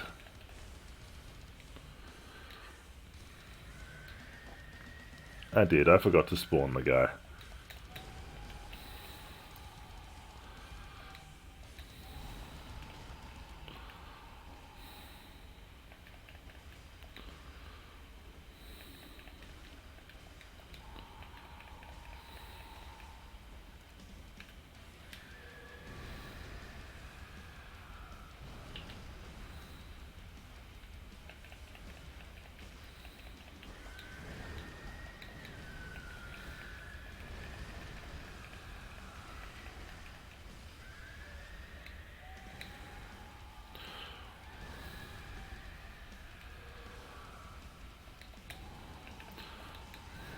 Oh, the OG 3 movies are some of the best movies of all time.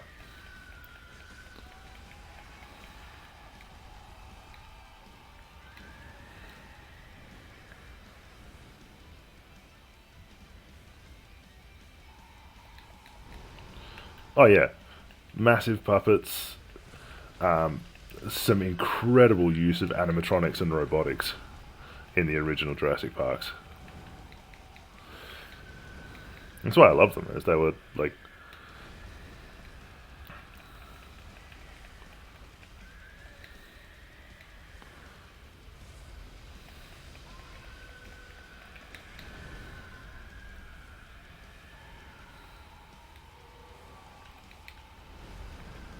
Oh, man, the range on that thing. Can you not? Son of a bitch, we're dead.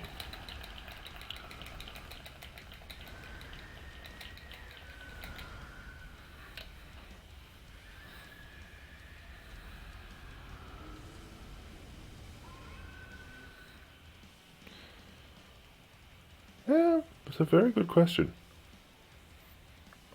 I'm not a visual effects artist, but I do love my special effects. Um,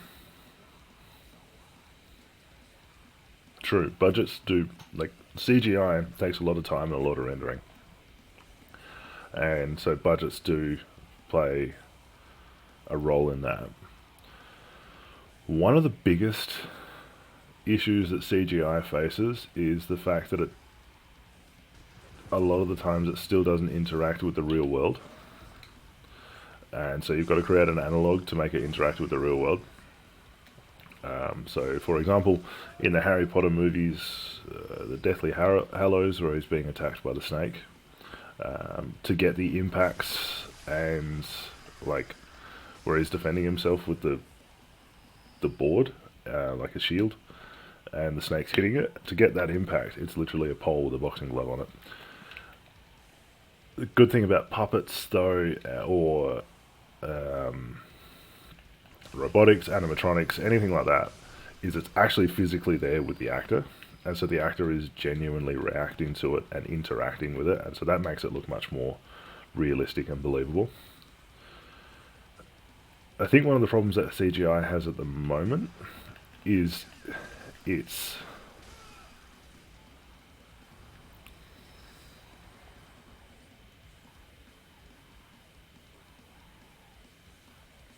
absolutely. Actor needs to be able to work with the CGI, and it all needs to be able to work together. I think one of the problems that CGI is facing at the moment is, well, two things. There's not enough imperfection in it. One of the things that makes us go, that's not real, that's CGI, is the fact that it's too perfect. That the skin doesn't react the way a normal skin would, or the lighting's just too clear, or there's no motion blur, or those kinds of things. That usually gives away CGI.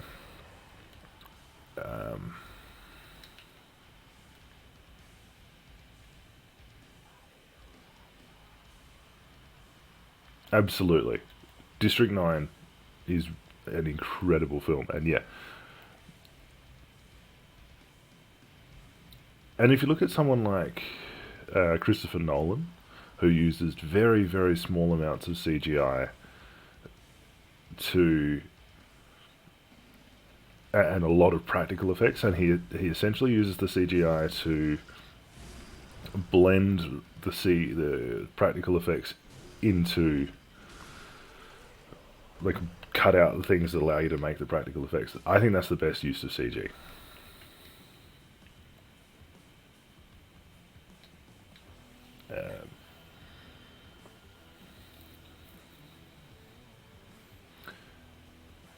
Yeah, me too. I'm really looking forward to Oppenheimer.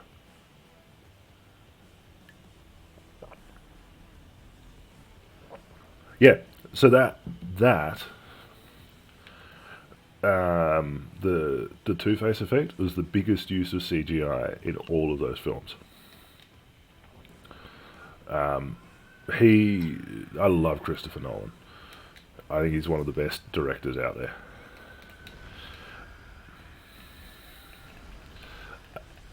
But one of the things that I love that he does, and Peter Jackson did it when he did the Lord of the Rings, is the use of practical effects and models. Shit.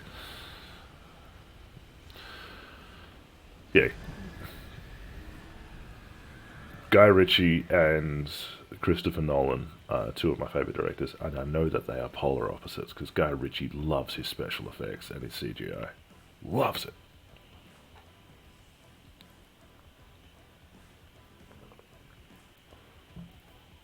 Um,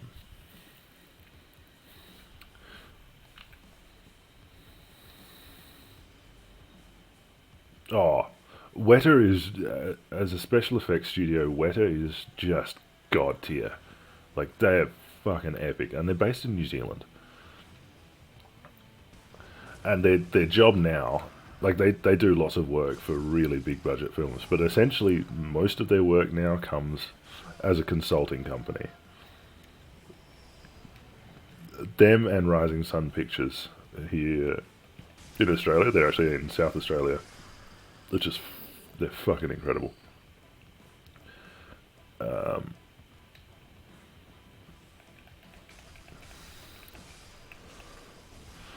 But Peter Jackson,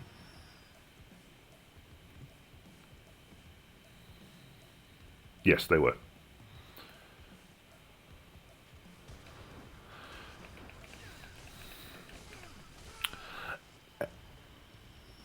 The other thing about CG is the visual effects artist is actually quite heavily bound to what the director wants. So when you've got someone like Peter Jackson, who, and Christopher Nolan as well, who do a lot of work to try and capture things in camera to make it easier for the CGI later. So, for instance, the at the beginning of the Lord of the Rings trilogy in the Fellowship, when Gandalf and Frodo are sitting at Frodo's dining room table and they're having a chat, that's all done in camera. That's not CGI making Elijah Wood smaller than Ian McKellen. The way that's done is they're actually quite a long way apart, using forced perspective to make them different sizes. And the table is actually built in multiple parts and attached to the camera, so that as the camera moves, the table seems to change its perspective. Fucking brilliant. But it's so good. The fact that the table, yeah, exactly the same with the horse cart. But the fact that those things moved and meant that they could capture it all in camera, and at no point do you think it's CGI. It's just at no point do you go, "Oh, that's not real." It's real. It's perfect. It's just mind blowing. The ingenuity of good directors and good movie makers.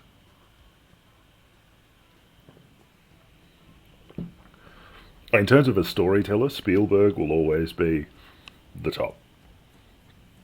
But in artistic style, guys like Wes Anderson and Guy Ritchie, they're iconic. Christopher Nolan, in terms of making things real and making really complex storylines real, and I love Christopher Nolan. Just his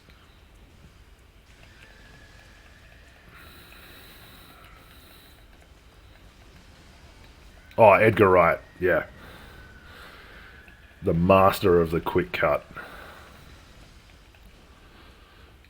Like I love Edgar Wright.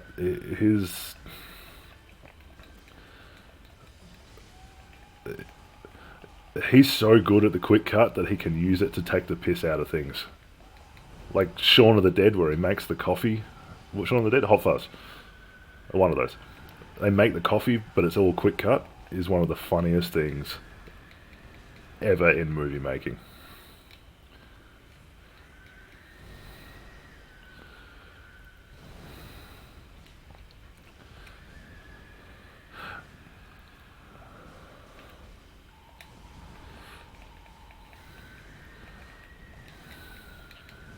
Son of a bitch. Yeah. Yeah, they are. Scott Pilgrim, Baby Driver, all amazing, amazing movies. But they all have really good stars. That's another one in that's got some really, really good use of CGI as Baby Driver. So, do you remember at the beginning of the film in Baby Driver where he pulls down the alley and he does this really tight drift between a parked semi-trailer and a car that's reversing?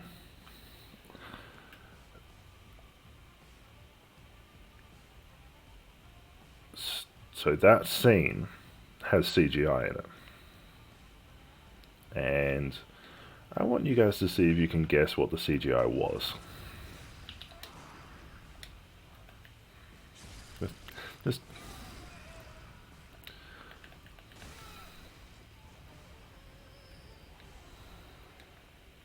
was it the scene full CGI? Was it one particular item in the scene?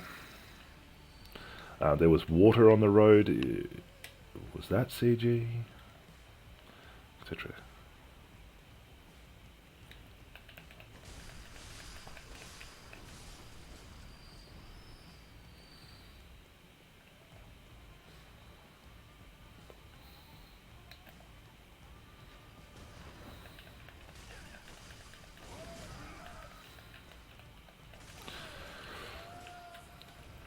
So everything in that shot was real, with the exception of the parked truck. The parked truck was added with CGI. The reason being is, so the puddles are all real, the reversing car is real, and the driving stunt itself is real. The reason they put the truck in through, they had to put the truck in using CGI, and they can't actually put a real truck in, was the insurance company wouldn't cover the stunt done fully real because they didn't think that there was enough room for the driver to pull off the turn between the truck, because he does a spin between the reversing car and a truck. They didn't think there was enough room for him to pull it off. So they're just like, fine, we'll use cones and put it in with CG. But yeah, that movie's insane. In terms of stunt work, it's just fucking beautiful.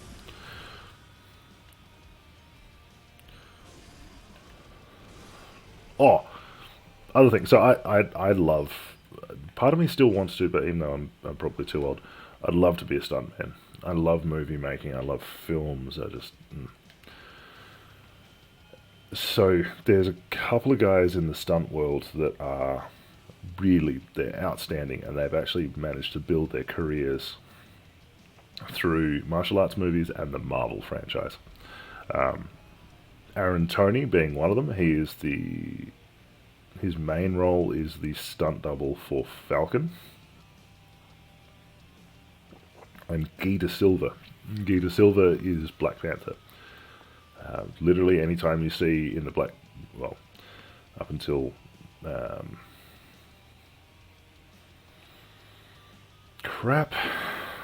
Chadwick. Up until Chadwick actually died, anytime you see Black Panther with his mask on, that's Guy De Silva.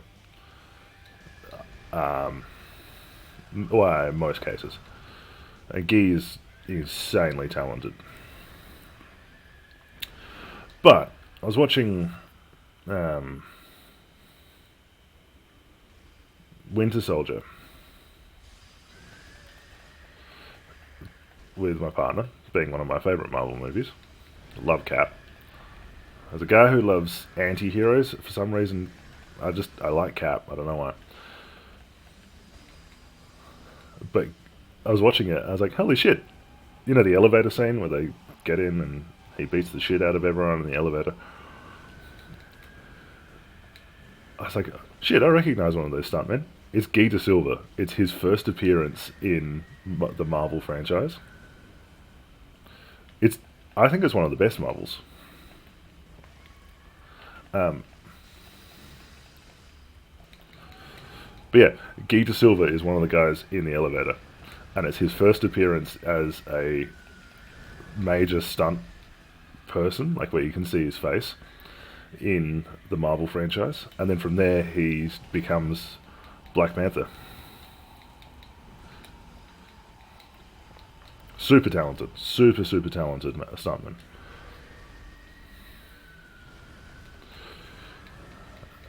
And really knowledgeable about his art.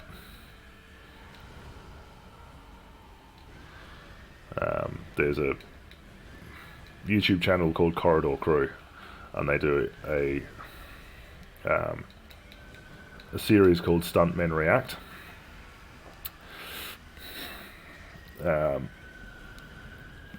Guy features heavily in Stuntmen React. He talks a lot about stunt work. He's really, really knowledgeable. Mm. Yeah. So he's on Stuntmen React. So he's yeah, that's actually where I found out about him. He's a really, really talented stunt performer, and has made his name. Actually, that YouTube show helps a lot for him. There's also Eric Lind. Eric Lind is the stunt double for The Punisher, but does a lot of directing and a lot of consulting. He's so talented.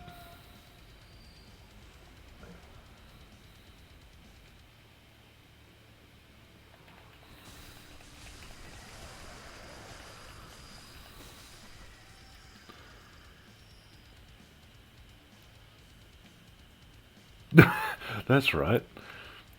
Yeah, because Cap literally just like front kicks him.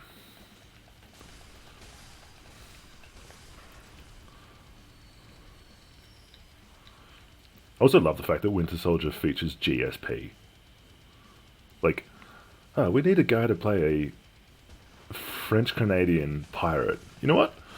We're going to get one of the best UFC fighters ever just to play this role. Because it'll be cool. No need to hire a stuntman. We'll just get a UFC fighter to do it.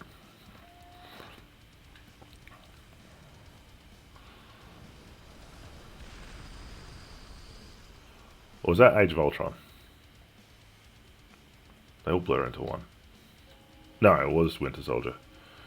Um, but it means, I mean, hiring actual fighters to do fight scenes just makes your job so much easier.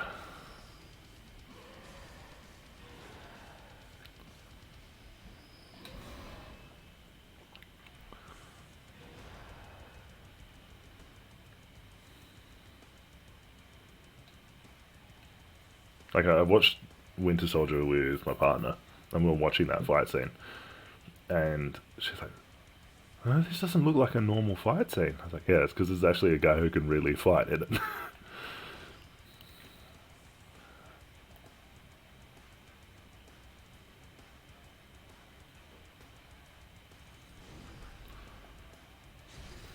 But then again, it's like getting Terry Crews and Randy Couture and Jason Statham to do The Expendables. Some amazing shit movies.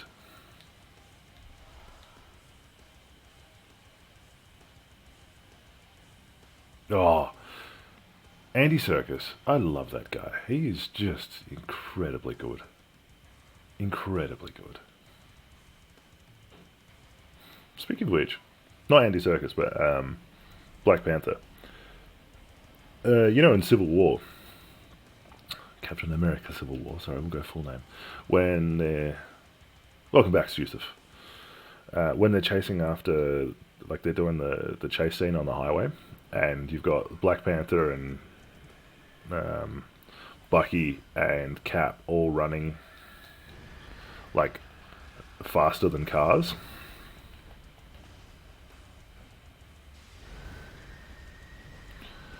He's a legendary actor.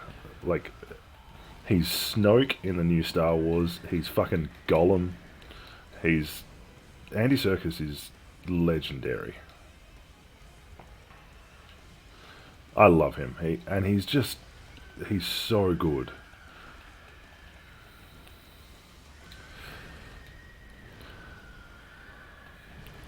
But yeah, that scene in or the sequence in Civil War where there's the foot chase on the freeway. That's a practical effect. That's then touched up with CG. Um, it's called the magic carpet in the stunt world, and essentially what you do is you have a car, and trailing behind that car is about 20 or 30 meters of material, literally like a carpet. And what you do is you just get the car up to speed and you have the actor running on that carpet.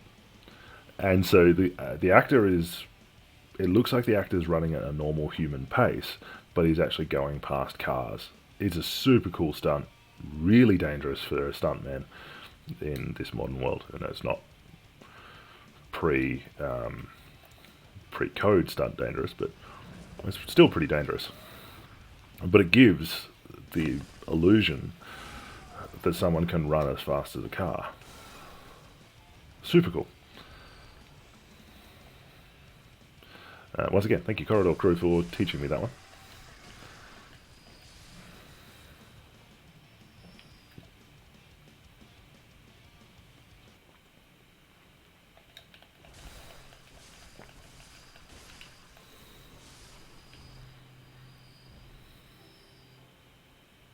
That's right, he's Snoke.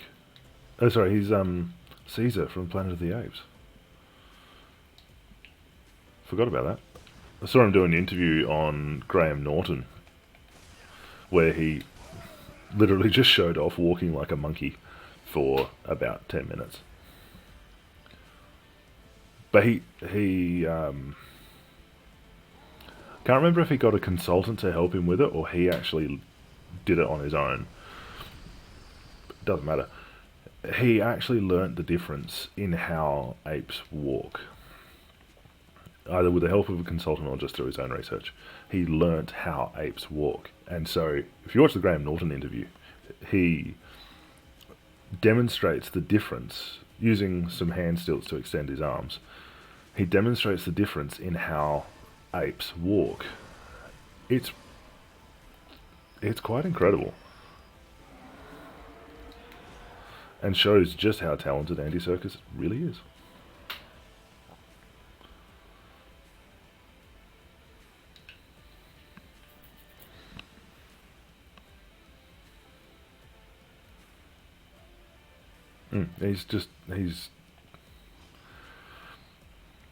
I love actors that can disappear into their roles, to the point where you almost can't recognize them as the actor themselves. Andy Serkis is one of the best at it. The other one is Gary Oldman. So good old Gary Oldman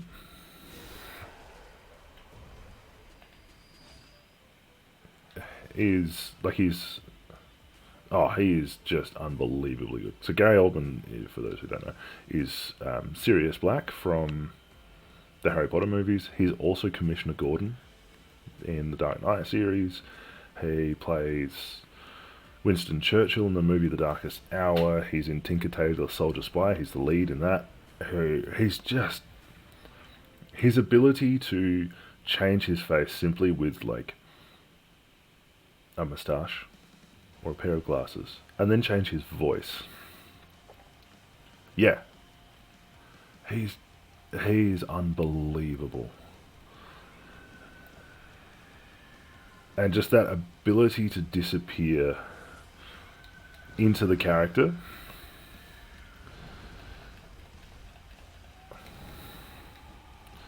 He's also got really, really good accent control, which genuinely underrated.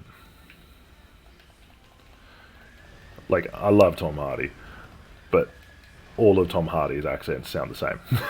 With the exception of his, like, even his, no, I'm going to take that back. Even when he did Warrior, and he was meant to have a Boston accent, he still sounded like Tom Hardy.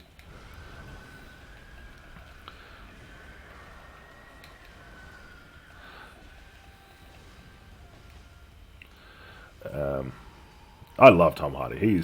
As an actor, he is extraordinary, but he can't change his voice as well as other actors can.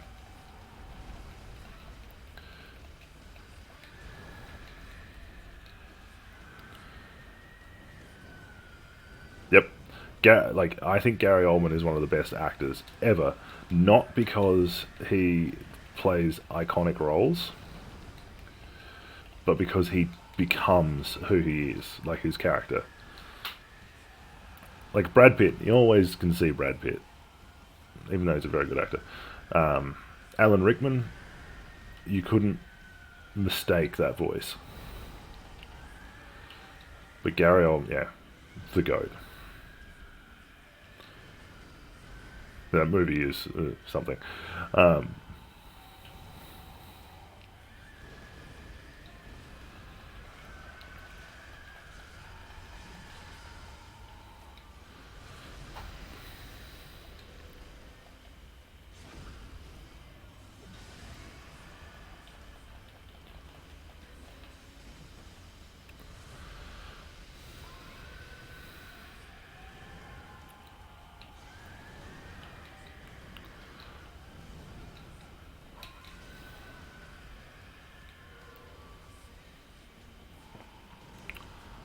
Alright, we may actually have this one. Wait.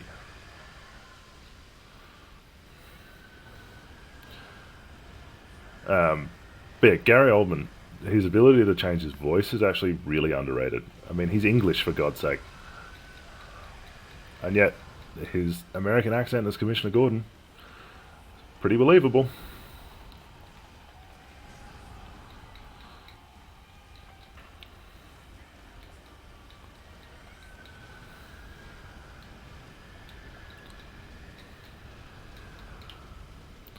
Huh?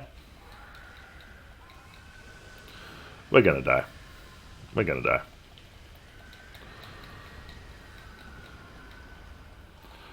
And my ally's dead. Yeah, I'm dead too. Yay! I mean, that was better than the last couple of attempts.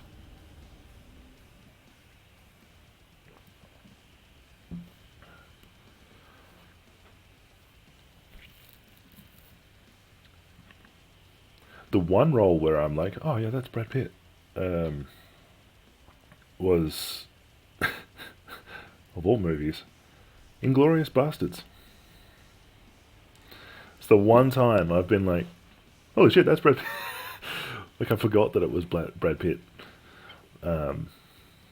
Mostly just because that's an amazing movie. Alrighty. Come on, Laurence, you motherfucker.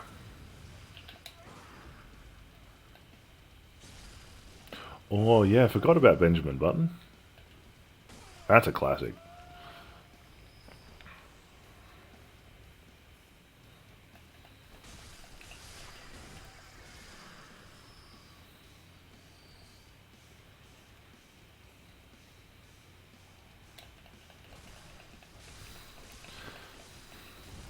So it's fun. Being a movie nerd, I'm not sure if that's obvious.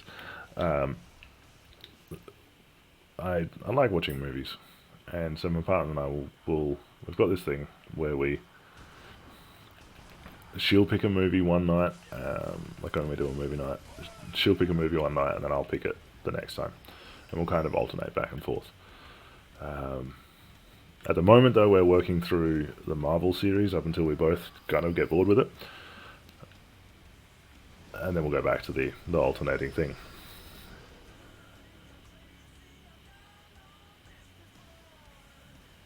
Yeah, yeah. Edward Norton's got a pretty unique voice, and some actors, even though they've got they do different roles, they do kind of have an iconic style. Look at crap, what's his name? He's the Incredible Hulk. What's the actor's name? He replaced Edward Norton. Mark Ruffalo, thank you. He, even though he's really good as Bruce Banner, he's really good in the Now You See Me movies. His overall style is the same, regardless of what character he's playing.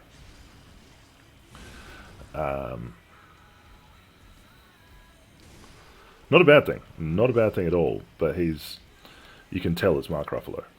And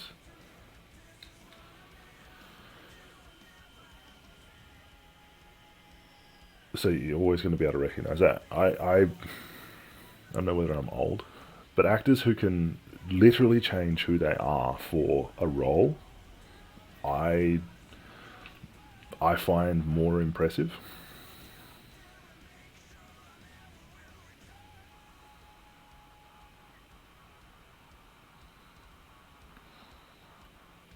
That's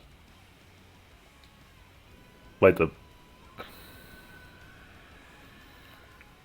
girl or the woman.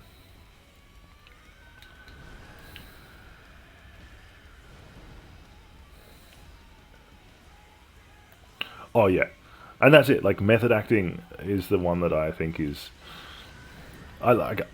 All acting is impressive as fuck you. Um,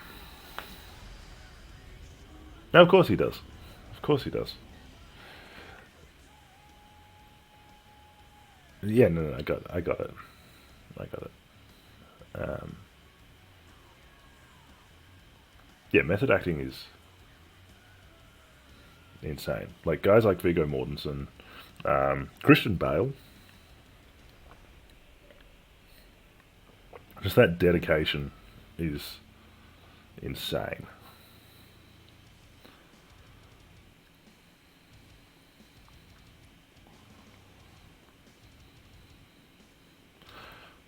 I know we bashed on Tom Hardy before.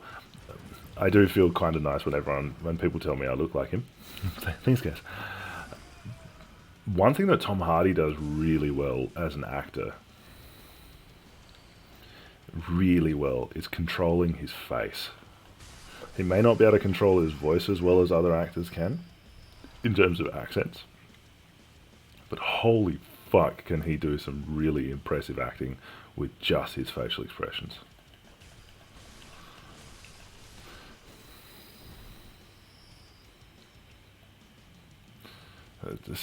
Stu, do you have a history of when actors get their dicks out?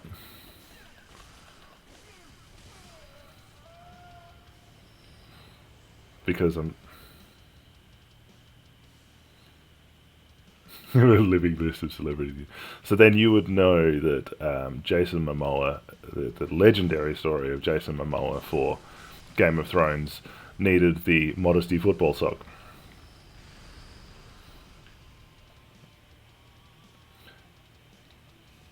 I'm quite impressed that you have so much knowledge of celebrity nudity.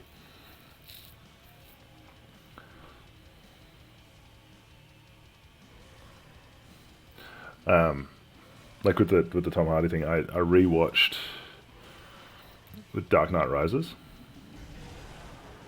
Whoa, that guy's fucked. Um,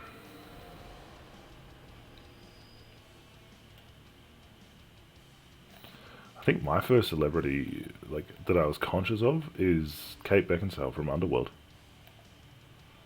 Classic, right?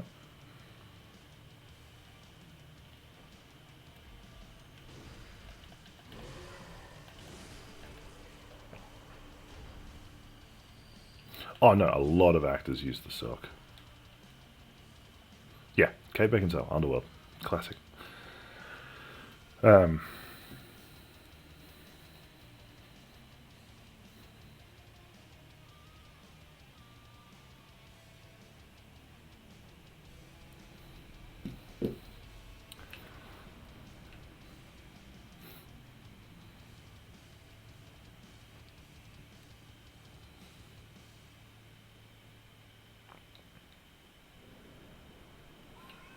but yeah, rewatch The Dark Knight Rises and fucking Tom Hardy as Bane did a really fucking good job. I know a lot of people didn't like him. Um,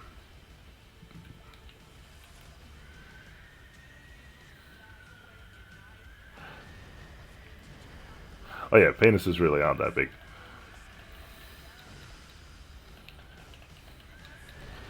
Particularly if you come from, say, North Korea. Um,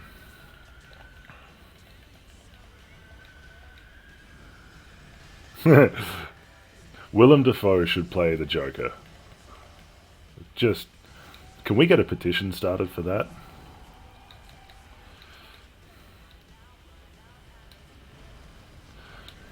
Like, him as the Joker, I reckon it would be very different from, say, Heath Ledger's Joker. But I reckon if he did an older Joker, it would be incredible. Incredible.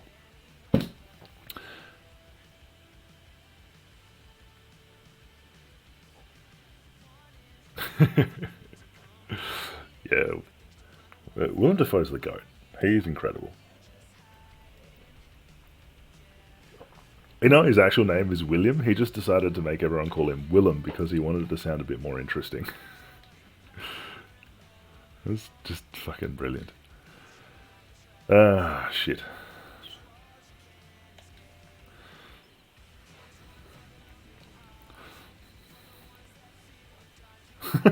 Really hard movie to beat off to. Of course.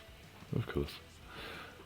But yeah, sorry, Dark Knight Rises. I know everyone was giving Tom Hardy shit for that movie, but when you actually rewatch it, understanding what Bane was, it's really good.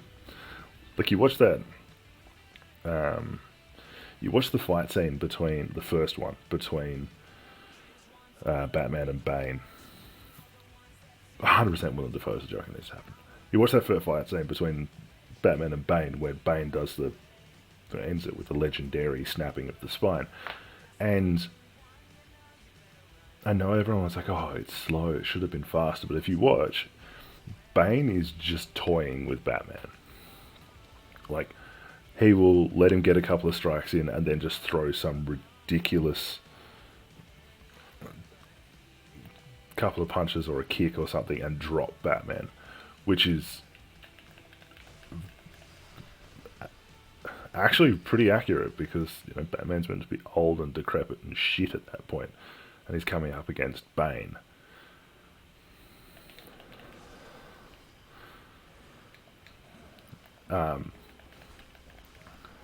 And like the other bit that I found really impressive, if you look at Tom Hardy's face whilst he's, you know, acting as the old Bane, he always looks slightly in pain. Which, when you look at the backstory of the character, and oh yeah, he's got the psycho eyes, but he always looks in pain. And when there's that scene where the guys in the prison that are helping Christian Bale, or helping Batman, they say, they're talking about Bane's backstory, and he says he's in constant agony. That makes sense. Yeah, fucking... I don't agree with all the shit that he copped for that movie. I think he did a fantastic job as Bane.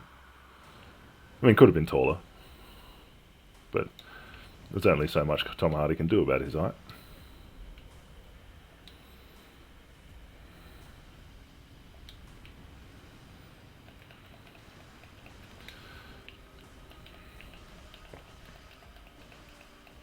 Yeah, he copped shit for that movie. He copped shit for not being... for his voice, which he actually justified really well. So yeah, cop shit for his voice, cop shit for the fight scenes. People were like, "Oh, he got too big and too slow," and you're like, "No, he was perfect." Like, you watch that sequence where he throws the double body shots into Batman. No, I thought he was perfect. But yeah, you see the bit where he throws the double body shots into Batman where he's holding him up. That's some serious hand speed. And yes, feel free to make a beating off joke. Son of a bitch. I loved him as Bane. And then he did an interview. Yeah, exactly. So the reason he chose that voice is he didn't want to offend people by trying to put on a Spanish accent, because he is not Spanish or Colombian, so he didn't want to piss people off by pretending to be. Totally reasonable. Because the original Bane is Colombian. So you'd need to have a South American accent. So what Tom Hardy did is he researched um, like traveling scoundrels and traveling gypsies and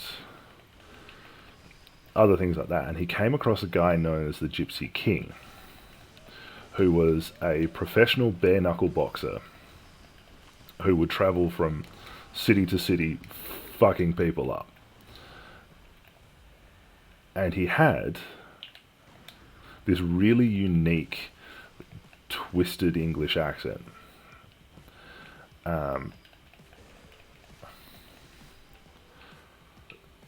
So like you listen to the voice that Tom Hardy tried to copy, and it's basically, oh yes, I will punch you in the fucking face, young man. It was like an upper class bogan.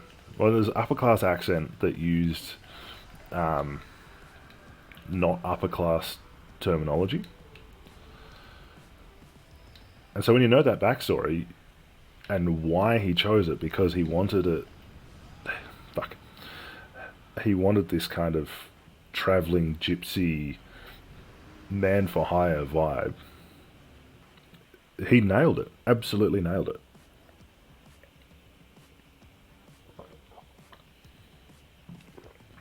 But yeah, because he didn't explain that, and it wasn't explained in the story, people were expecting this either a Colombian accent or fucking Darth Vader.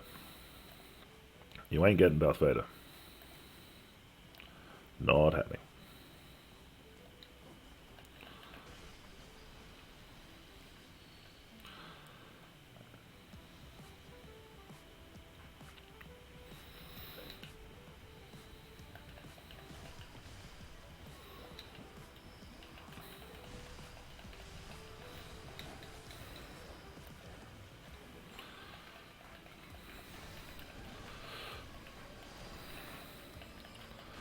Though, I am. It is sad that Heath Ledger died.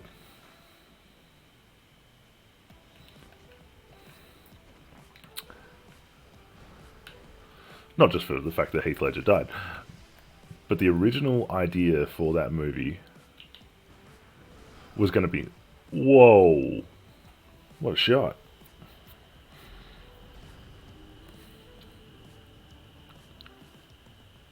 Yeah, exactly. It sounded generic as hell, and it didn't. Yeah, it didn't really work. But and I don't know how it was going to be different, but apparently the storyline for The Dark Knight Rises was going to be real different.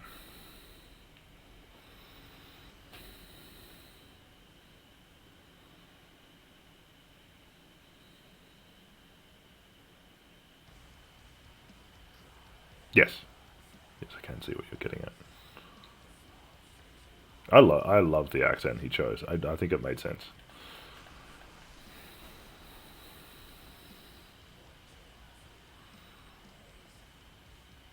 Yeah, exactly. Um, but yeah, apparently the story for Dark Knight Rises was meant to be really different. Still going to feature Bane, but it was also going to feature the Joker somehow. If Heath Ledger hadn't, decided to have too much of a party with the Olsen twins.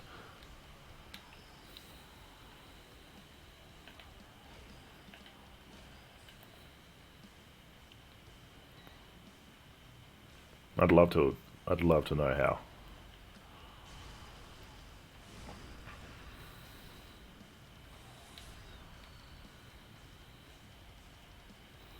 Like, were they going to team up or something? Or I don't know. Alright, let's just avoid some of this ridiculous shit and just gun it.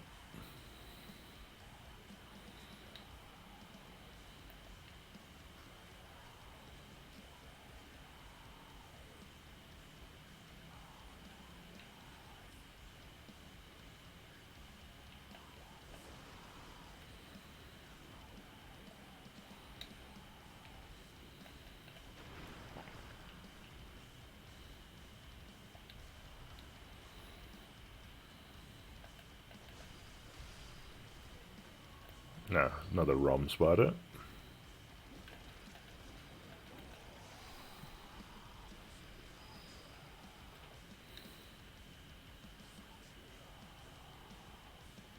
Absolutely. And that's what I would have loved to have seen is like the Joker and Bane trying to outwit each other. I reckon that would have been really interesting to watch. Because I mean, all hypothetical here, but you could have, the enemy of my enemy is my friend kind of vibes.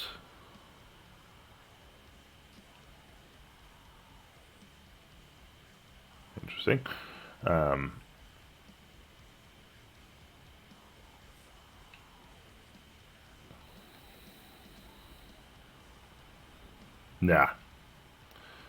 Nah, because Bane ultimately was a tactician.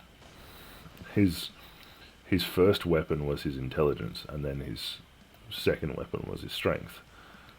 So I reckon it would have been a case of Bane trying to use the Joker to manipulate Batman, and then Bane trying to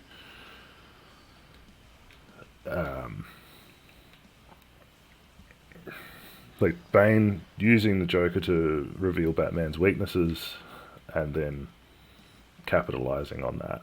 But the issue with that is the Joker is unpredictable. To manipulate people, you have to know either what their weaknesses are or how they'll behave.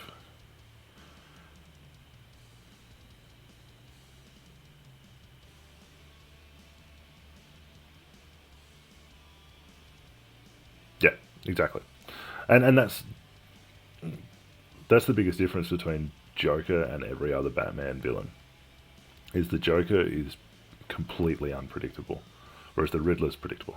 Penguin, predictable. Bane, less predictable, but still somehow predictable.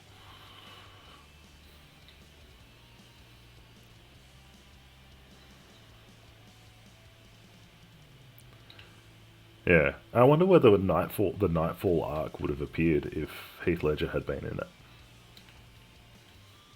Because I mean, that's where most people know Bane from is the Nightfall arc, the snapping of the spine.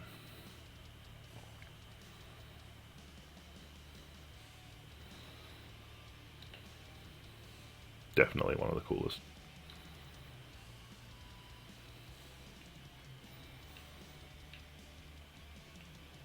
Also, if you haven't been able to tell, I do love me some Bane. Bane is my favourite of the Batman villains. Actually, he's my favourite of the whole DC fucking universe. That's creepy. Alright, the fact that it's just sitting there looking at me and not actually attacking, creepy.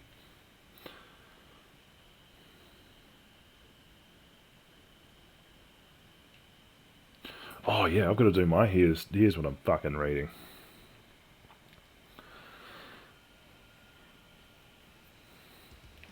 I love that concept. Here's what I'm fucking reading.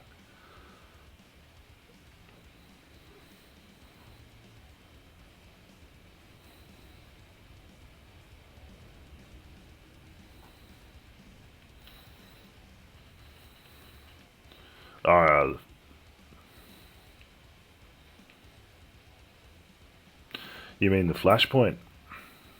The Flashpoint story. I think that's what the DC. Hey, where did you go, you dumb cunt?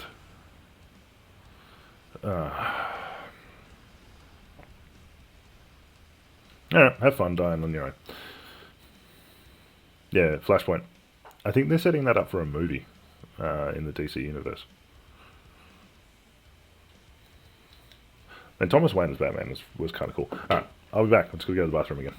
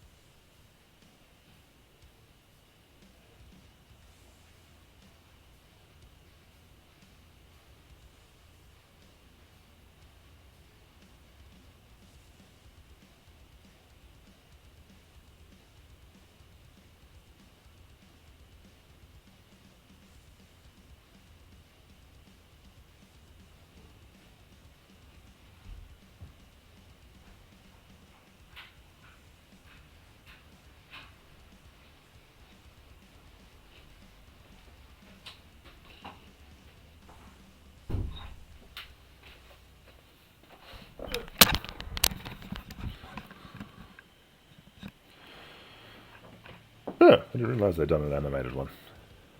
Because how many people have worn the cowl? There's obviously Bruce Wayne and Thomas Wayne in Operation in the Flashpoint. You then got... Get out of here. You then got Dick Grayson puts it on at one point, and Azrael after the Nightfall saga. Is it just the 4?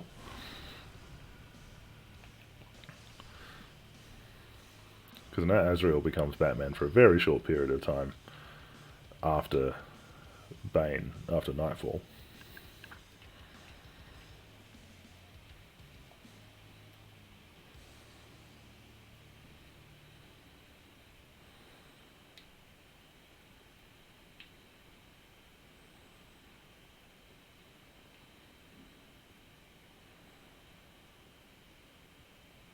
I hate these things. Hate them. Hate them, hate them, hate them, hate them, hate them.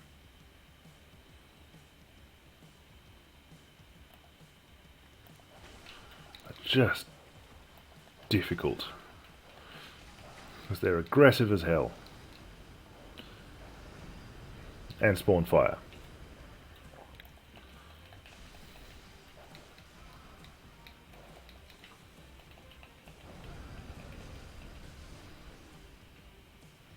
One down. Where's the other one?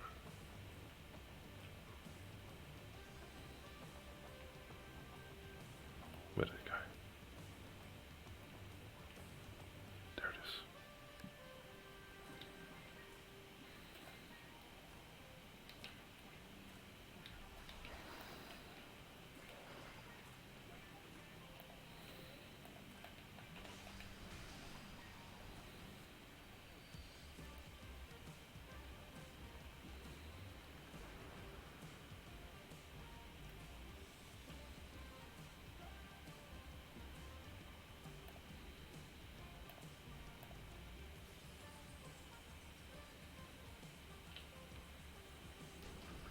In the butt.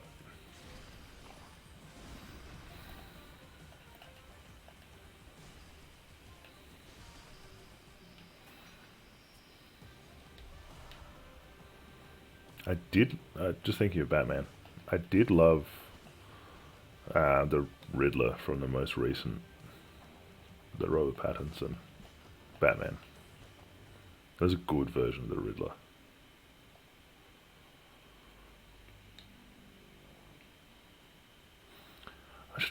I should replay the Arkham series. That's how I started streaming. I should bring back the good old days.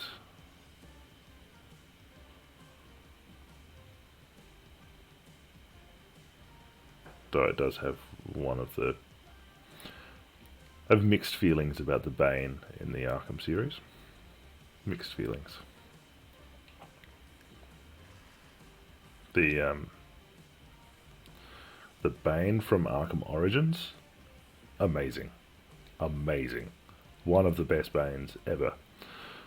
The Bane from the other ones, so from Asylum and City, leaves a lot to be desired. Yeah, no, that Bane from Batman and Robin deserves a special place in hell.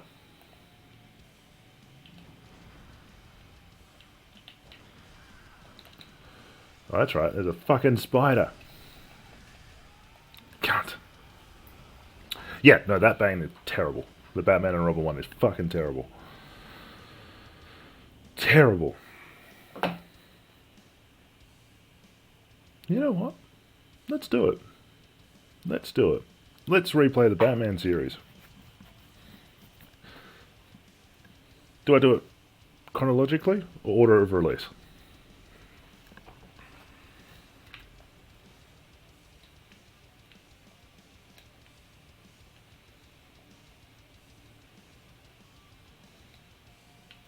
So start with Origins and then Asylum City Night. I can do that. That'd be quite fun, actually. Start with my favourite then.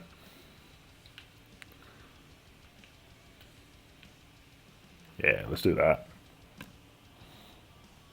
Oh, he. As much as I love, like, Christian Bale,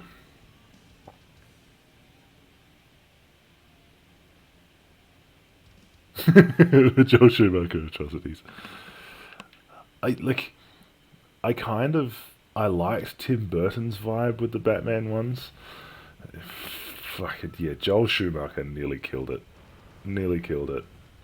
100% Arnold Schwarzenegger got paid by the pun. Can you move, dickhead? Thank you.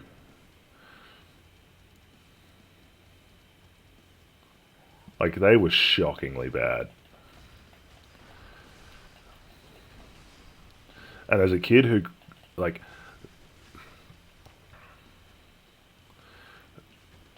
they came out that they came out when I was a kid, and so that's what I got for Batman movies.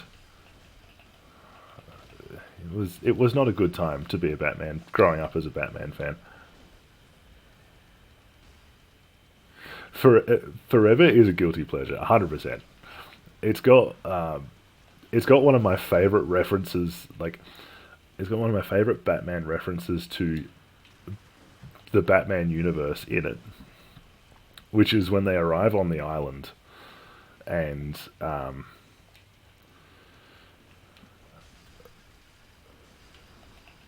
Robin goes, "Holy rusted metal, Batman!"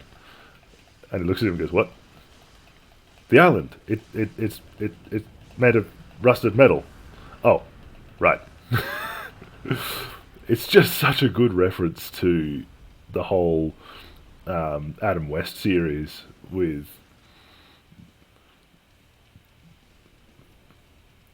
who was it? Dick Clark, the guy that played Robin. Who, by the way, Dick Clark, legendary. I think it was Dick Clark.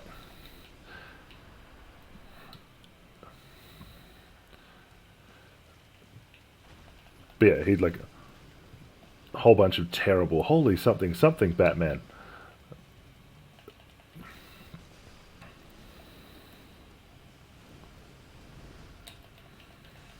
Yeah, so that's one of my favorite like in-universe references ever in a Batman movie. And Jim Carrey as the Riddler was excellent casting. And I'm so glad that the new Batman movie did not try and go that kind of Riddler. Because how. Burt Ward, thank you. Thank you. Dick Clark was someone else. Thank you, Stu. Um,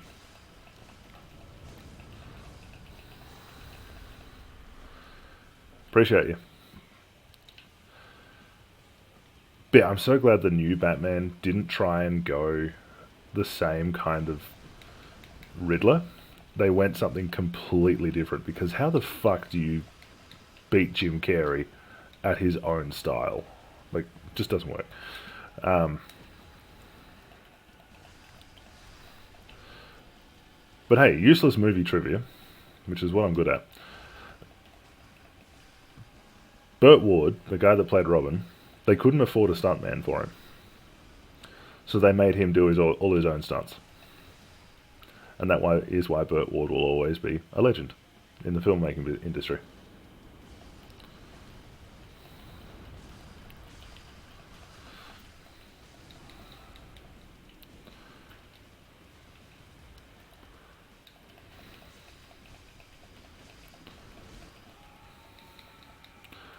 That wasn't me, but it's the same dying sound effect.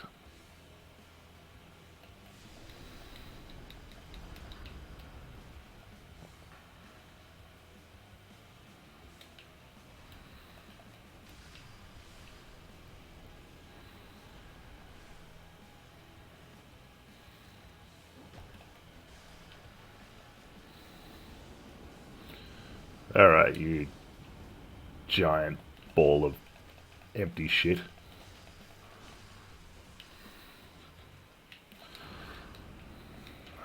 Fuck you.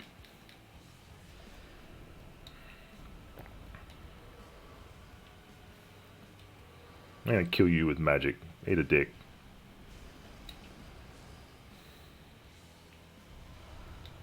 Oh yeah.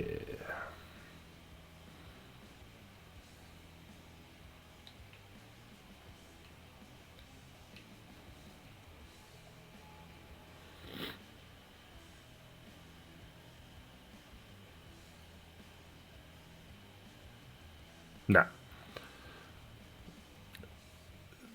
Yeah, that movie can't be a high point of Tommy Lee's career. Though it does also give me there's another amazing exchange of the I've always wanted to punch a guy in the face. Oh, it's very simple. All you do is and teaches him how to punch a guy in the face, and then Jim Carrey in his amazingness fucks it up. Oh yeah, it's also got about 13 seconds of Drew Barrymore as well, which is great.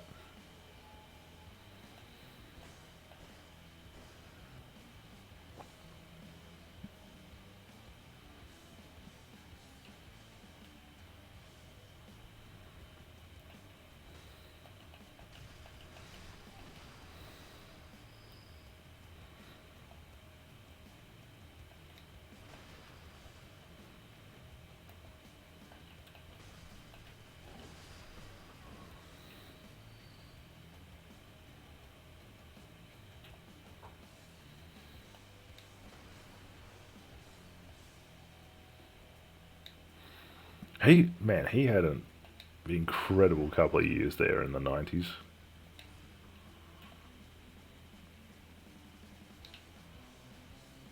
Got on Men in Black. Just god tier actor.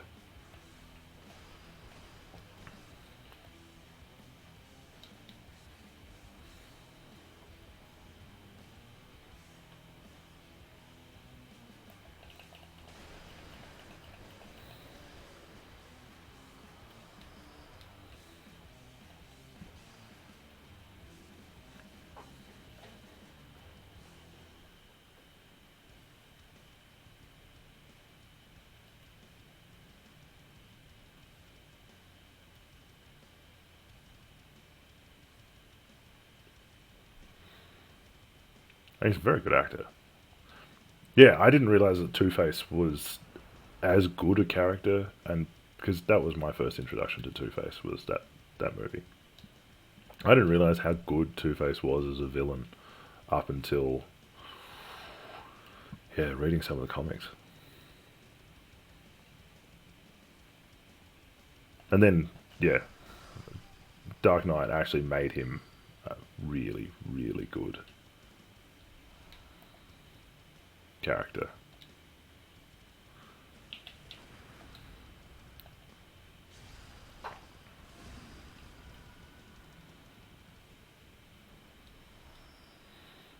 I also love that in the new Batman, my favorite Irish actor got a word in.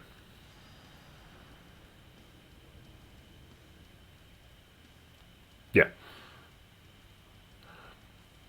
just an amazing actor.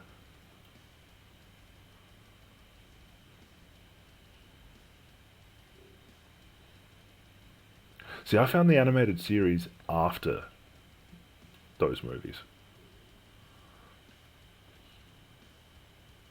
and then obviously we all discovered the god that is Mark Hamill and his incredible ability to be the best voice of the Joker ever. Him reading Donald Trump quotes as the Joker is still peak comedy.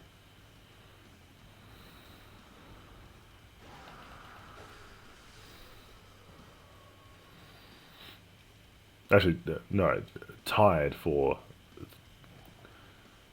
You've also got Donald Trump quotes read by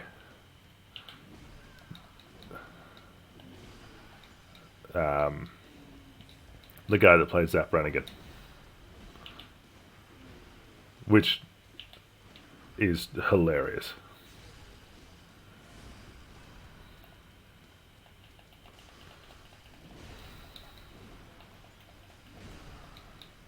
Can you not You fat fuck. Billy West. Yep. I always forget that Zach Brannigan was Billy West as well as. I love Billy West. So good. Alright. Lovely, lovely people. That is me done for yet another Saturday. Been a good one. We've chatted some really good shit. Really good. I mean, I haven't made any progress on the game whatsoever. But we've had a good chat. I've thoroughly enjoyed it. So, I think given that we've now had, 3 streams where I've not made any progress on Bloodborne whatsoever.